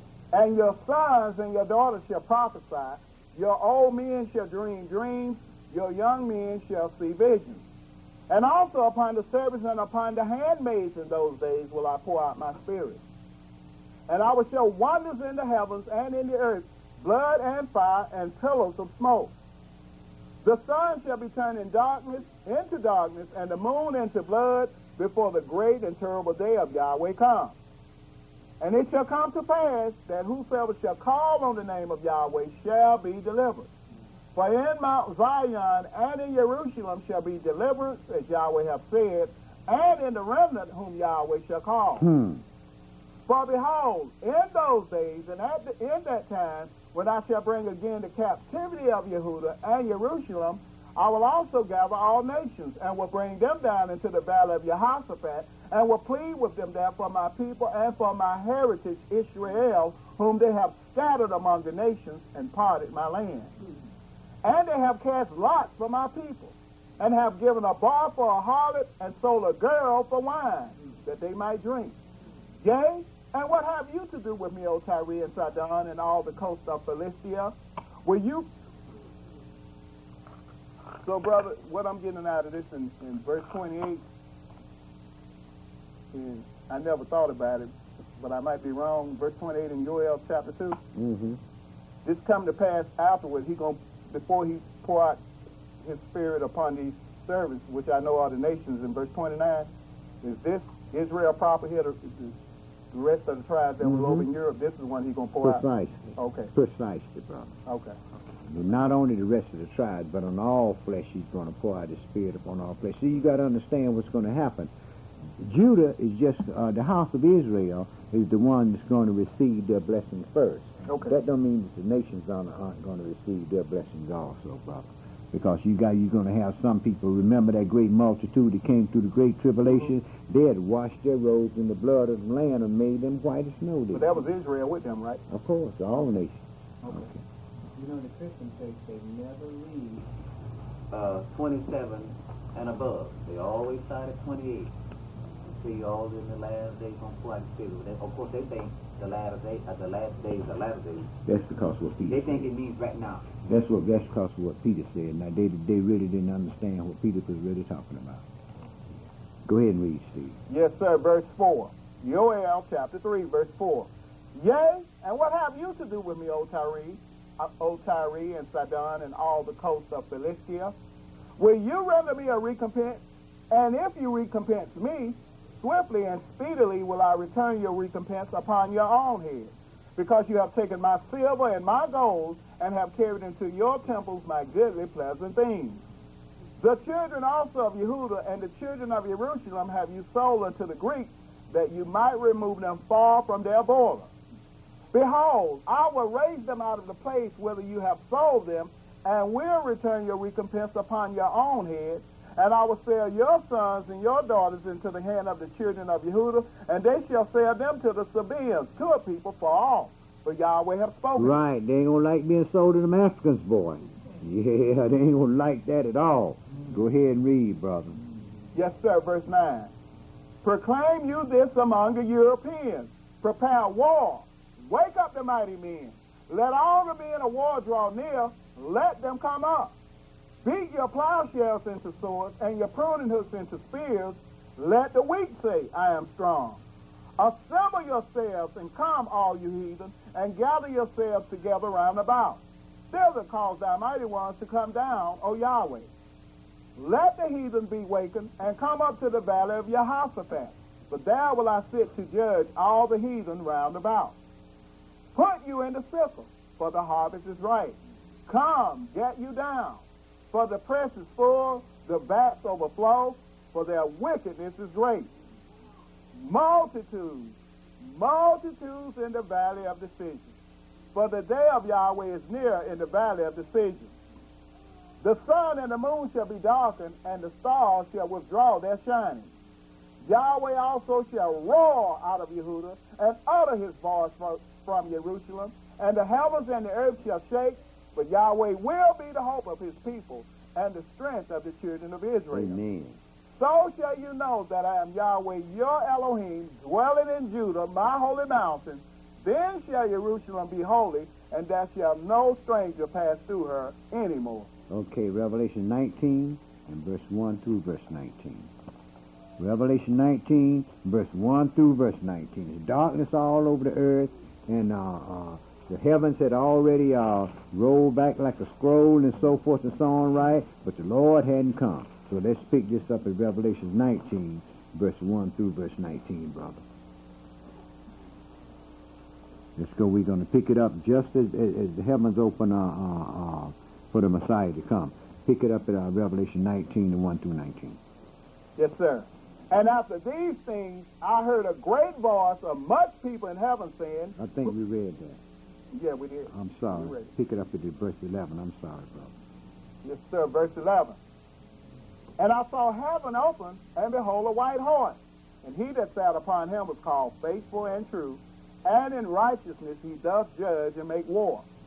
His eyes were as a flame of fire, and on his heads were many crowns, and he had a name written that no man knew but he himself. And he was clothed with a vesture dipped in blood, and his name is called the Word of Elohim. And the armies which were in heaven followed him upon white horses, clothed in fine linen, white and clean.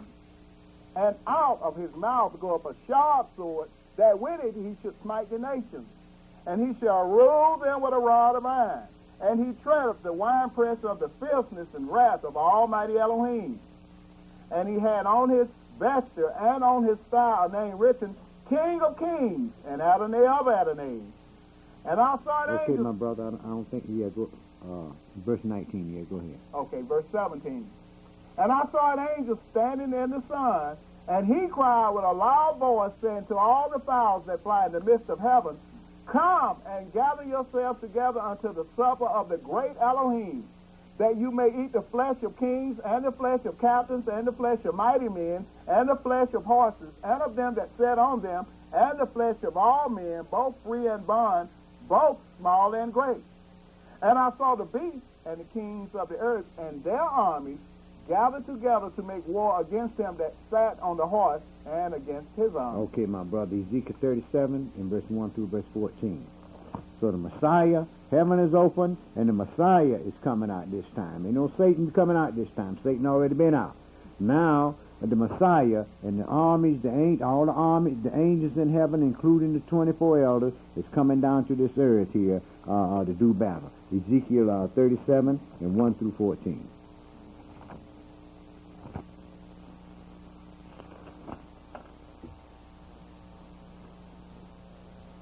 Verse 1. The Spirit of Yahweh was upon me, and carried me out in the Spirit of Yahweh, and set me down in the midst of the valley, which was full of bones, and caused me to pass by them round about. And behold, there were very many in the open valley, and lo, they were very dry. And he said unto me, Son of man, can these bones live? And I answered, O Adonai Elohim, you know. Again he said unto me, prophesy upon these bones, and say unto them, O you dry bones, hear the word of Yahweh. Oh, you dry bones, hear the word of Yahweh. Now remember, the Messiah said there's going to come a time when all that in the grave shall hear the voice of the Son of Man and shall come to life, right? Okay, go ahead, bro. Yes, sir. Verse 5. Thus says Adonai Elohim unto these bones, behold, I will cause breath to enter into you, and you shall live. And I will lay sinews upon you, and will bring up flesh upon you, and cover you with skin, and put breath in you, and you shall live, and you shall know that I am Yahweh. So I prophesied as I was commanded, and as I prophesied, there was a noise, and behold, a shaking, and the bones came together, bone to his bone. And when I beheld, lo, the sinews and the flesh came up upon them, and the skin covered them above, but there was no breath in them. Then said he unto me, prophesy unto the wind, prophesy, son of man, and say to the wind, thus says Adonai Elohim, come from the four winds, O breath, and breathe upon these slain, that they may live. So I prophesied as he commanded me, and the breath came into them, and they lived, and stood up upon their feet, an exceeding great army. So by him prophesying to the wind, and the breath came into him, that shows you that man didn't have no spirit, did he? Didn't he breathe the breath of life in the Adam's nostril? Huh? These people here stood up on their feet, he prophesied, and they came to life and stood up on their feet, a very great army, right? Now, we got to change them, though, from this foul body. Go ahead, brother. Yes, sir, verse 11. Then he said unto me, Son of man, these bones are the whole house of Israel. Behold, they say, our bones are dried, and our hope is lost. We are cut off for our part. You didn't say these are all the nations, now, did you? Go ahead, brother. Verse 12. Therefore prophesy and say unto them, Thus saith Adonai Elohim, Behold, O my people, I will open your graves, and cause you to come up out of your graves, and bring you into the land of Israel. Now he's telling these dead bodies here, I'm going to open your graves and cause you to come up out of your graves, and I'm going to bring you back to the land of Israel, right? It already told us that Yahweh is going to inherit Yehuda, his portion in the Holy Land, right? We going back to the land, but white folks going to heaven. Read, man. Let's see. Verse 13. And you shall know that I am Yahweh, when I have opened your graves, O my people, and brought you up out of your graves, and shall put my spirit in you, and you shall live, and I shall place you in your own land, then shall you know that I, Yahweh, have spoken it and performed it, says Yahweh. So once he opened the graves and bring them back up, put breath in them, he's going to put his spirit in them, and they're going to live, correct? Okay. 1 Corinthians 15. In verse 51 through verse 58. Let's go deal with this thing here that Paul talked to these Christian folks and they messed up. Of course. Of course. Man ain't got no spirit. Man never had a spirit. If man got a spirit and then he got the Holy Ghost and the spirit came on, then he had two spirits there.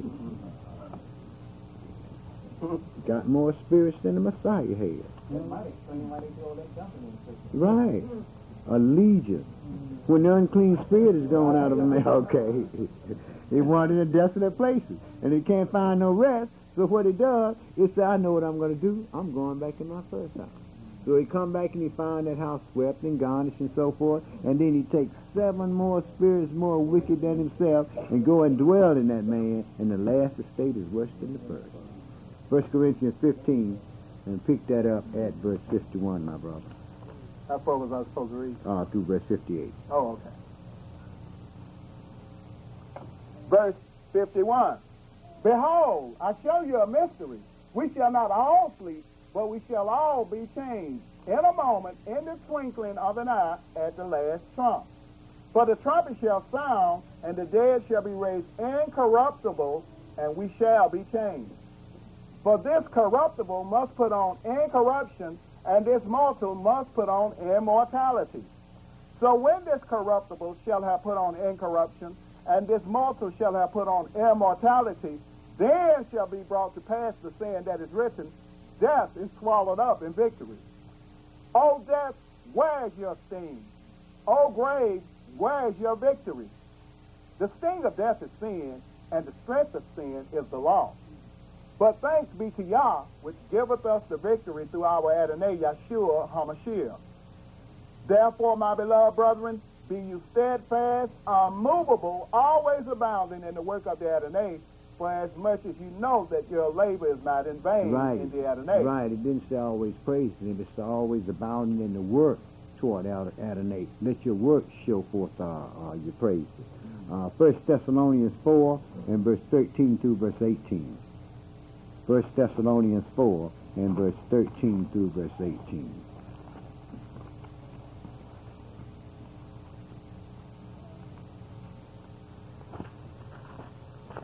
First Thessalonians chapter 4 and verse 13 through verse 18.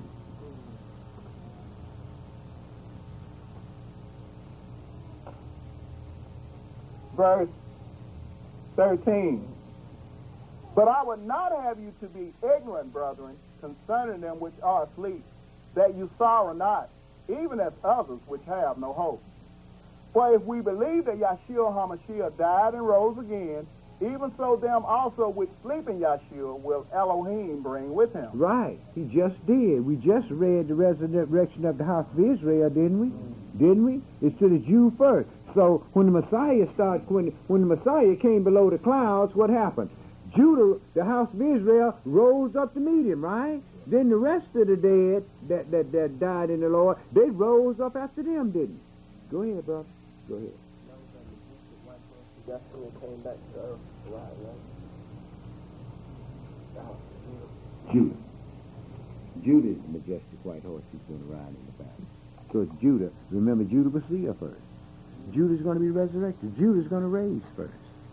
Judah is his king and his battle axe and weapons of war. Okay. Go ahead, brother. Yes, sir. Verse 15.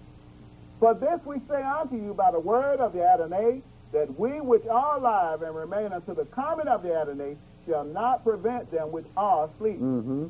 For Adonai himself shall descend from heaven with a shout, with the voice of the archangel, and with the trump of Elohim, and the dead and the anointed one shall rise first. Not according to these ministers. Not according to these ministers. Soon as you come in, soon as you die, they say you in heaven. And here the dead waiting for him to come. Something wrong with that. Go ahead and read, brother. Right. Go ahead and read, brother. Verse 17. Then we which are alive and remain shall be caught up together with them in the clouds to meet the Adonai in the air, and so shall we ever be with the Adonai. So the Messiah came, the dead in Christ rose first, and then those that are alive, they rising up to meet the Lord in the air, right? Revelation 14 and verse 14 through verse 20. Revelation 14 and verse 14 through verse 20.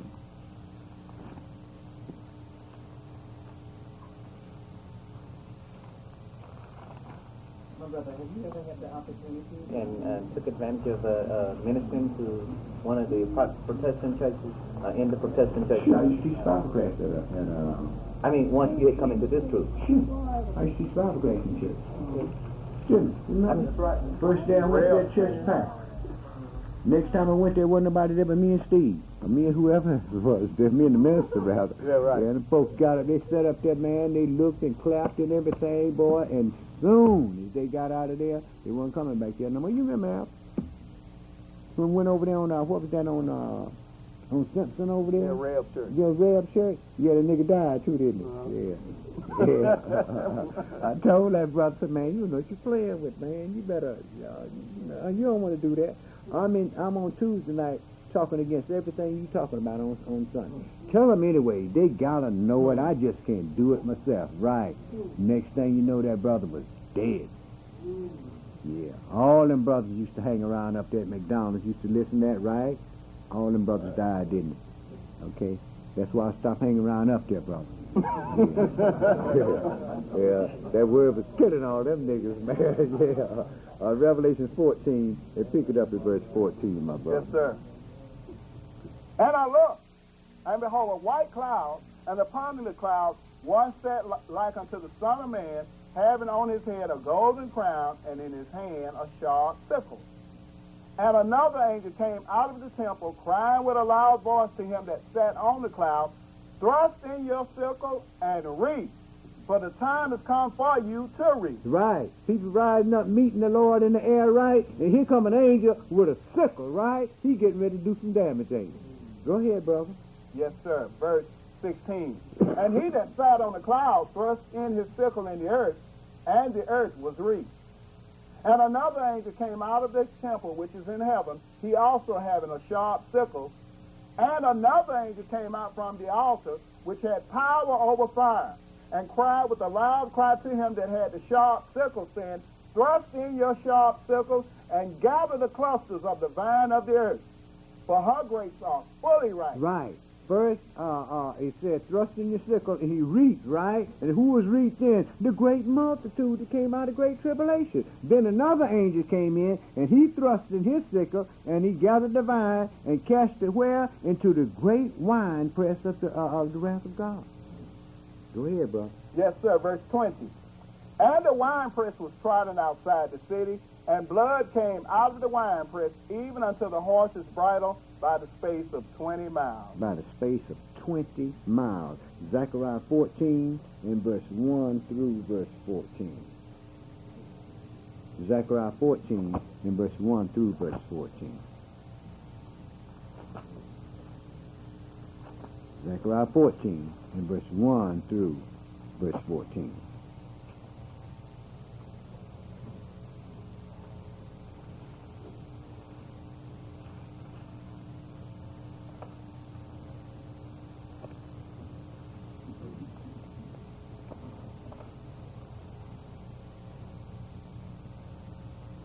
Verse 1. Behold, the day of Yahweh cometh, and your spoil shall be divided in the midst of you. For I will gather all nations against Jerusalem to battle, and the city shall be taken, and the houses rifled, and the women ravished, and half of the city shall go forth into captivity, and the residue of the people shall not be cut off from the city. Then shall the Adonai go forth and fight against those cities, as when he fought in the day of battle.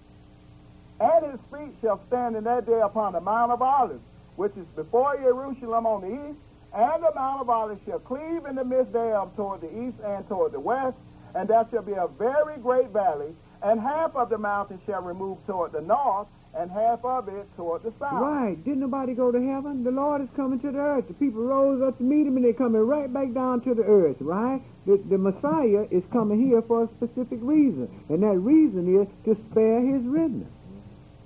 And it's through his remnant. This is why the Messiah said, you don't know what you worship. We know what we worship because salvation is of the Jews. But they're going to tell me, no, it ain't. Salvation is of the Christians, the Muslims, the Hare Krishnas, and everybody else. All of us got a little bit of it. That little bit you got is enough to get you killed. Go ahead and read, brother. Yes, sir. Verse 5. And you shall flee to the valley of the mountains, for the valley of the mountains shall reach unto Azal. Yea, you shall flee like as you fled from before the earthquake in the days of Uzziah, king of Judah. And Yahweh my Elohim shall come, and all the saints with you. And it shall come to pass in that day that the light shall not be clear nor dark. But it shall be one day which shall be known to Yahweh, nor day nor night. But it shall come to pass that at evening time it shall be light. And it shall be in that day that living waters shall go out from Jerusalem, half of them toward the former sea, and half of them toward the hinder sea. In summer and in winter shall it be. And the Adonai shall be king over all the earth. In that day shall there be one Adonai, and his name one. All the land shall be turned as a plain from Jebah to Rimmon south of Jerusalem. And it shall be lifted up and inhabited in her place from Benjamin gates unto the place of the first gate, unto the corner of the gate, and from the tower of Hananiel unto the king's wine presses. And men shall dwell in it, and there shall be no more utter destruction. But Jerusalem shall be safely inhabited. And this shall be the plague wherewith Yahweh will smite all the people that have fought against Jerusalem. Their flesh shall consume away while they stand upon their feet, and their eyes shall consume away in their holes, and their tongue shall consume away in their mouths. And it shall come to pass in that day that a great tumult from Yahweh shall be among them, and they shall lay hold every one on the hand of his neighbor, and his hand shall rise up against the hand of his neighbor. And Judah also shall fight at Jerusalem, and the wealth of all the heathen round about shall be gathered together, gold and silver and apparel in great abundance. Amen. Judah is going to fight at Jerusalem. The Messiah is coming too. Judah got to secure Jerusalem. And the Messiah is coming to destroy all of the army. Chapter 9 and verse 10 through verse 17. Chapter 9 and verse 10 through verse 17.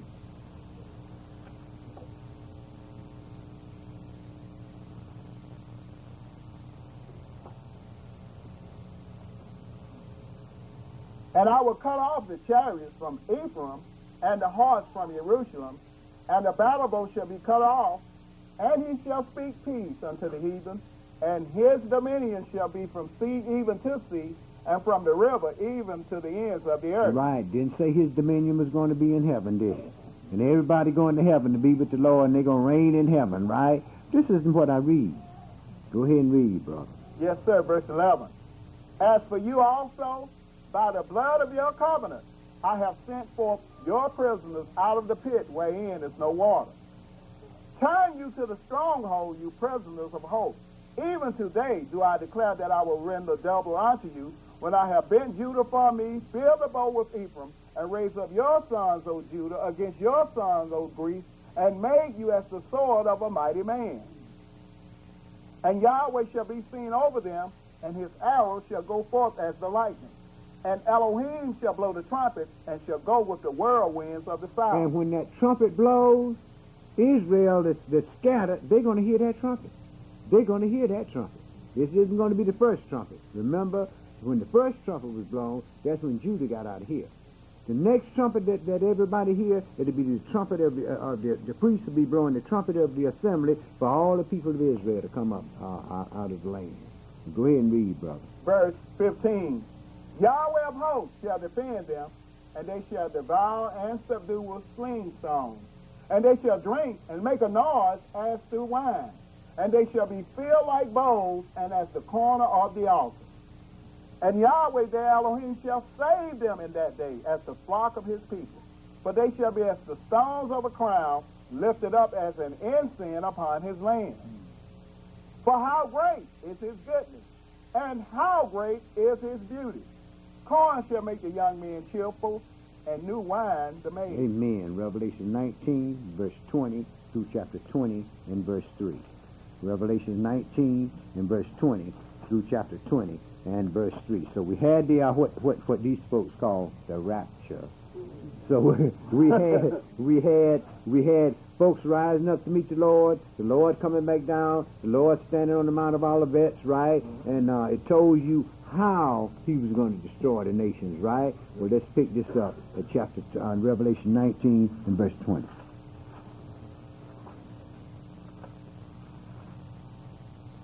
And the beast was taken, and with him the false prophet that wrought miracles before him, with which he deceived them that had received the mark of the beast, and them that worship his image.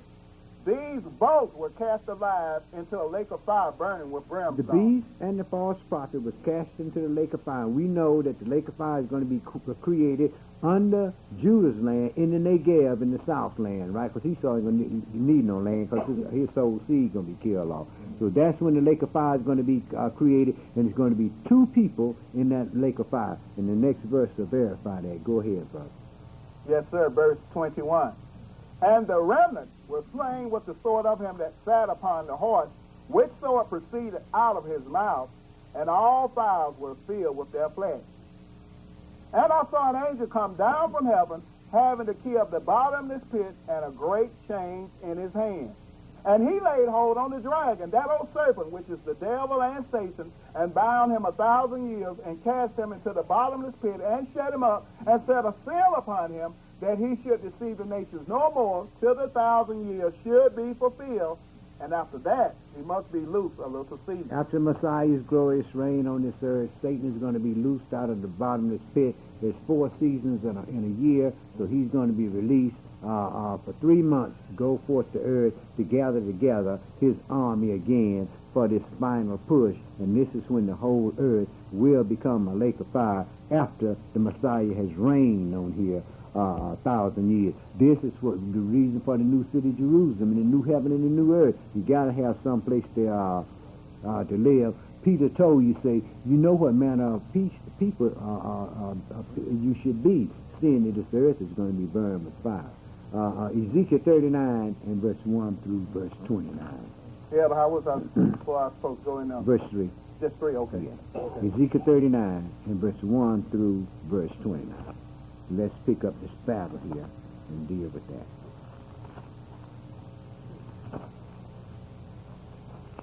It said the beast was taken, right? Okay. Let's go and see how he's going to be taken. Ezekiel 39 and pick that up at verse 1 through verse 29, my brother.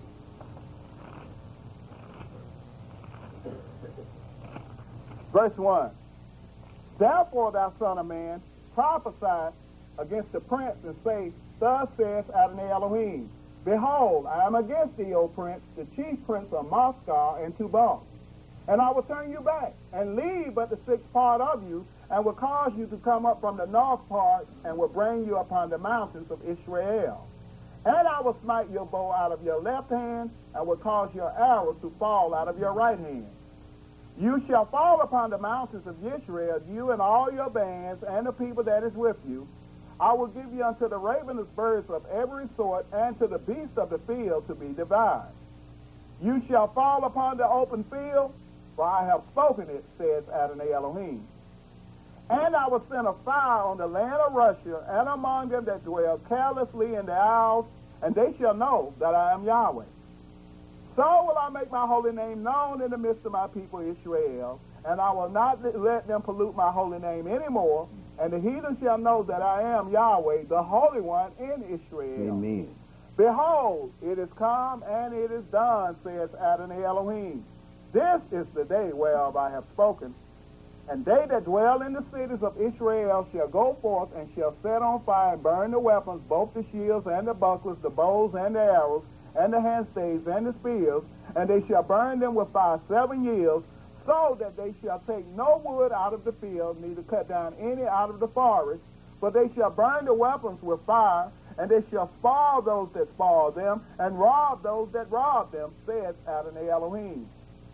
And it shall come to pass in that day that I will give unto the prince a place thereof graves in Israel, the valley of the passengers on the east of the sea, and it shall stop the noses of the passengers, and there shall they bury the prince and all his multitude, and they shall call it the valley of Haman God. And 7 months shall the house of Israel be burying of them, that they may cleanse the land. Yea, all the people of the land shall bury them, and it shall be to them a renown the day that I shall be glorified, says Adonai Elohim. And they shall sever out men of continual employment, passing through the land, to bury with the passengers those that remain upon the face of the earth, to cleanse it. After the end of 7 months shall they search. And the passengers that pass through the land, when any seeth a man's bone, then shall he set up a sign by it, to the buriers have buried it in the valley of Haman God. And also the name of the city shall be called Hamonah. Thus shall they cleanse the land. And thou, son of man, thus saith Adonai Elohim, speak unto every feathered fowl and to every beast of the field, assemble yourselves and come. Gather yourselves on every side to my sacrifice that I do sacrifice for you, even a great sacrifice upon the mountains of Israel, that you may eat flesh and drink blood. You shall eat the flesh of the mighty, and drink the blood of the princes of the earth, of rams, of lambs, and of goats, of bullocks, all of them fatlings of Bashan. Right, all the armies, right? Go ahead, brother. Yes, sir, verse 19. And you shall eat fat till you be full, and drink blood till you be drunken, of my sacrifice which I have sacrificed for you.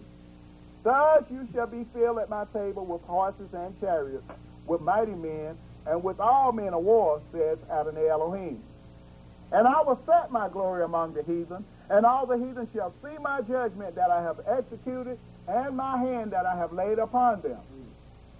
So the house of Israel shall know that I am Yahweh their Elohim from that day and forward. Amen. And the heathen shall know that the house of Israel went into captivity for their iniquity, because they trespassed against me. Therefore hid I my face from them, and gave them into the hand of their enemies, so fell they all by the sword. According to their uncleanness and according to their transgressions have I done unto them, and hid my face from them. Therefore thus says Adonai Elohim, now will I bring again the captivity of Jacob, and have mercy upon the whole house of Israel, and will be jealous for my holy name, after that they have borne their shame and all their trespasses, whereby they have trespassed against me, when they dwelt safely in their land, and none made them afraid. When I have brought them again from the people, and gathered them out of their enemies' land, and am sanctified in them in the sight of many nations, then shall they know that I am Yahweh their Elohim, which caused them to be led into captivity among the heathen. But I have gathered them unto their own land, and have left none of them any more there.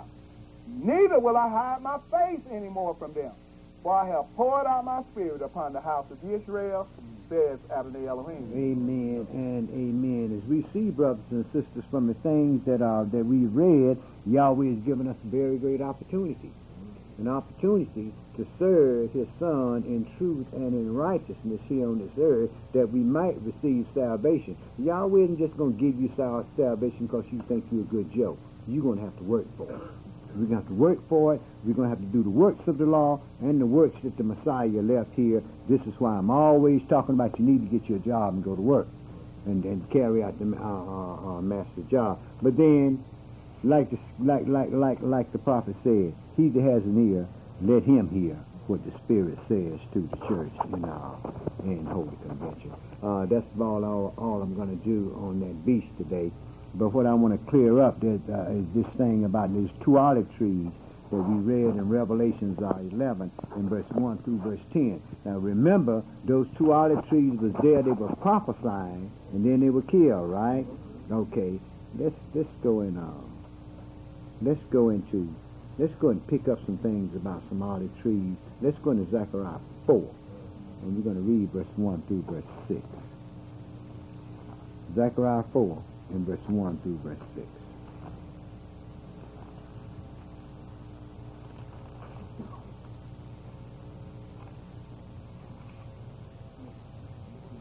Zechariah chapter 4, in verse 1 through verse 6. Yes, sir.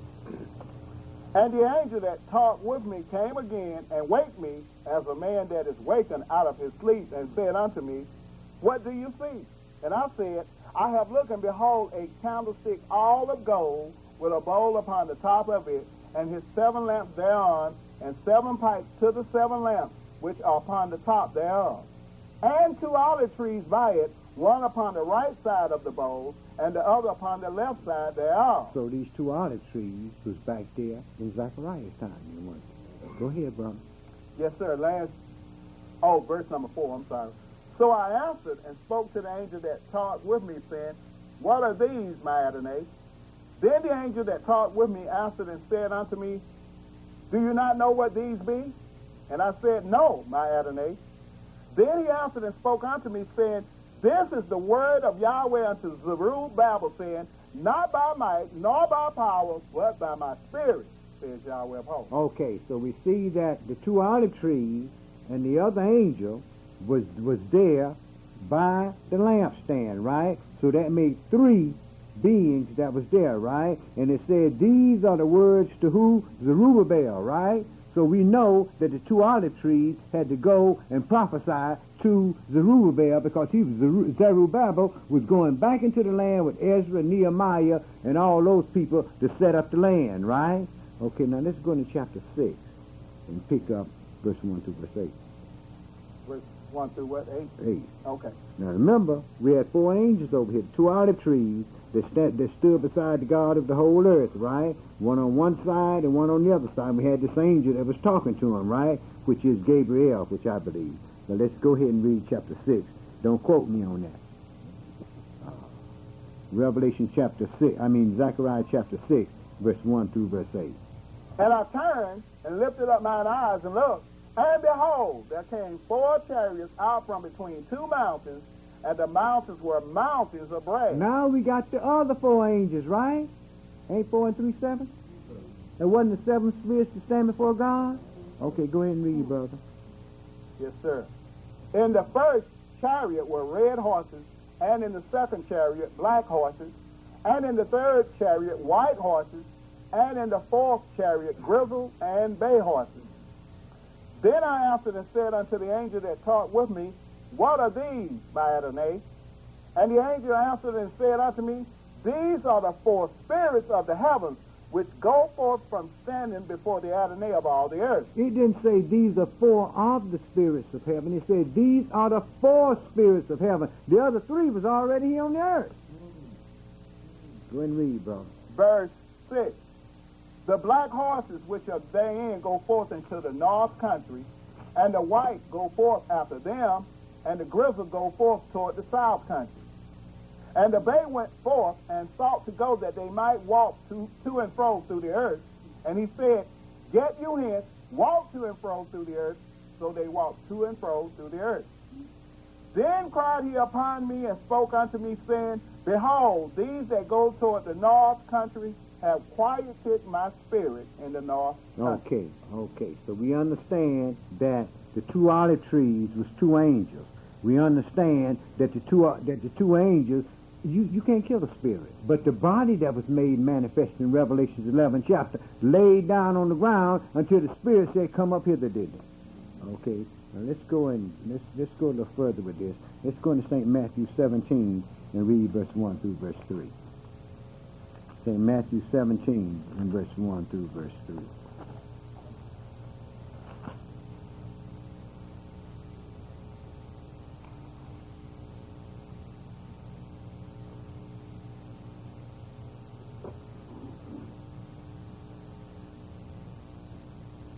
Verse 1. And after 6 days, Yeshua HaMashiach took Cephas, James, and Johanan his brother, and brought them up into a high mountain apart, and was transfigured before them, and his face did shine as the sun, and his raiment was white as the light. And behold, there appeared unto them Moshe and Elijah talking with him. Now, here's Elijah appearing here, right? Now, we know that. Now, we got brothers walking around here saying that the two olive trees is Enoch, who was translated, and Elijah, who was translated, right? Okay. Well, here's Elijah right here seen in glory, isn't it? Okay. If Moses and Elijah were seen in their glory, then it's obvious that both were already translated to the realm of the 24 elders who will reign from Mount Zion. But let's verify the translation of the new creature. We did that in 1 Corinthians 15, verse 35 through verse 58, right? Paul told you about death was going to be swallowed up in victory and so forth and so on. Okay, let's go to John 20 and read verse 19 through verse 29. John 20 and verse 19 through verse 29. See, them young brothers like to get up out of here and get on out there. Got milk still dripping all over out of the ears and everything. And they want to tell everybody who these people here are.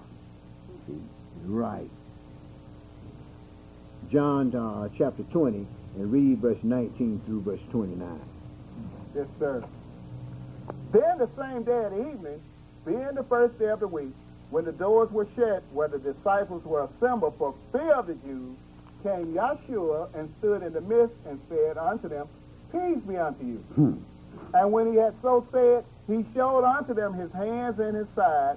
Then were the disciples glad when they saw the Adonai. He said, See, it's me.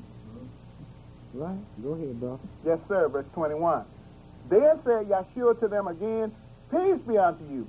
As my Father hath sent me, even so send I you. And when he had said this, he breathed on them and saith unto them, Receive you the Holy Ghost. At Pentecost now. You ain't going to get it now, but you're going to receive it at Pentecost. Go ahead, brother. Whosoever sins you remit, they are remitted unto them. And whosoever sins you retain, they are retained. Verse 24. But Thomas, one of the 12, called Didymus, was not with them when Yeshua came. The other disciples therefore said unto him, We have seen the Adonai. But Didymus said unto them, Except I shall see in his hands the print of the nails, and put my fingers into the print of the nails, and thrust my hand into his side, I will not believe. And after 8 days again, his disciples were within, and Didymus with them. Then came Yeshua, the doors being shut, and stood in the midst, and said, Peace be unto you. Then says Yeshua to Didymus, Reach hither your finger, and behold my hand. And reach hither your hand, and thrust it into my side, and be not faithless, but believing. And Didymus answered and said unto him, My Adonai, and my Elohim. Right, after I unfelt you and everything, remember he told his apostles, say, look, spirits do not have flesh and bones that you see me have. This is what I was telling you about, right? The regeneration of man. Adam, the first man, Adam, was supposed to live forever. Now, but he was a living soul. So the last man, Adam, was made what? The firstborn among many brethren, a brand new creation. And when we read Ezekiel 37 chapter, that was the same type body he had. The body had everything in it but blood. Go ahead and read it, brother. Yes, sir. Last verse 29. Yeshua says unto him, Didymus, because you have seen me, you have believed. Blessed are they that have not seen, and yet have believed. Amen and amen. I rest my case. That's all I'm going to do today. And may y'all have mercy.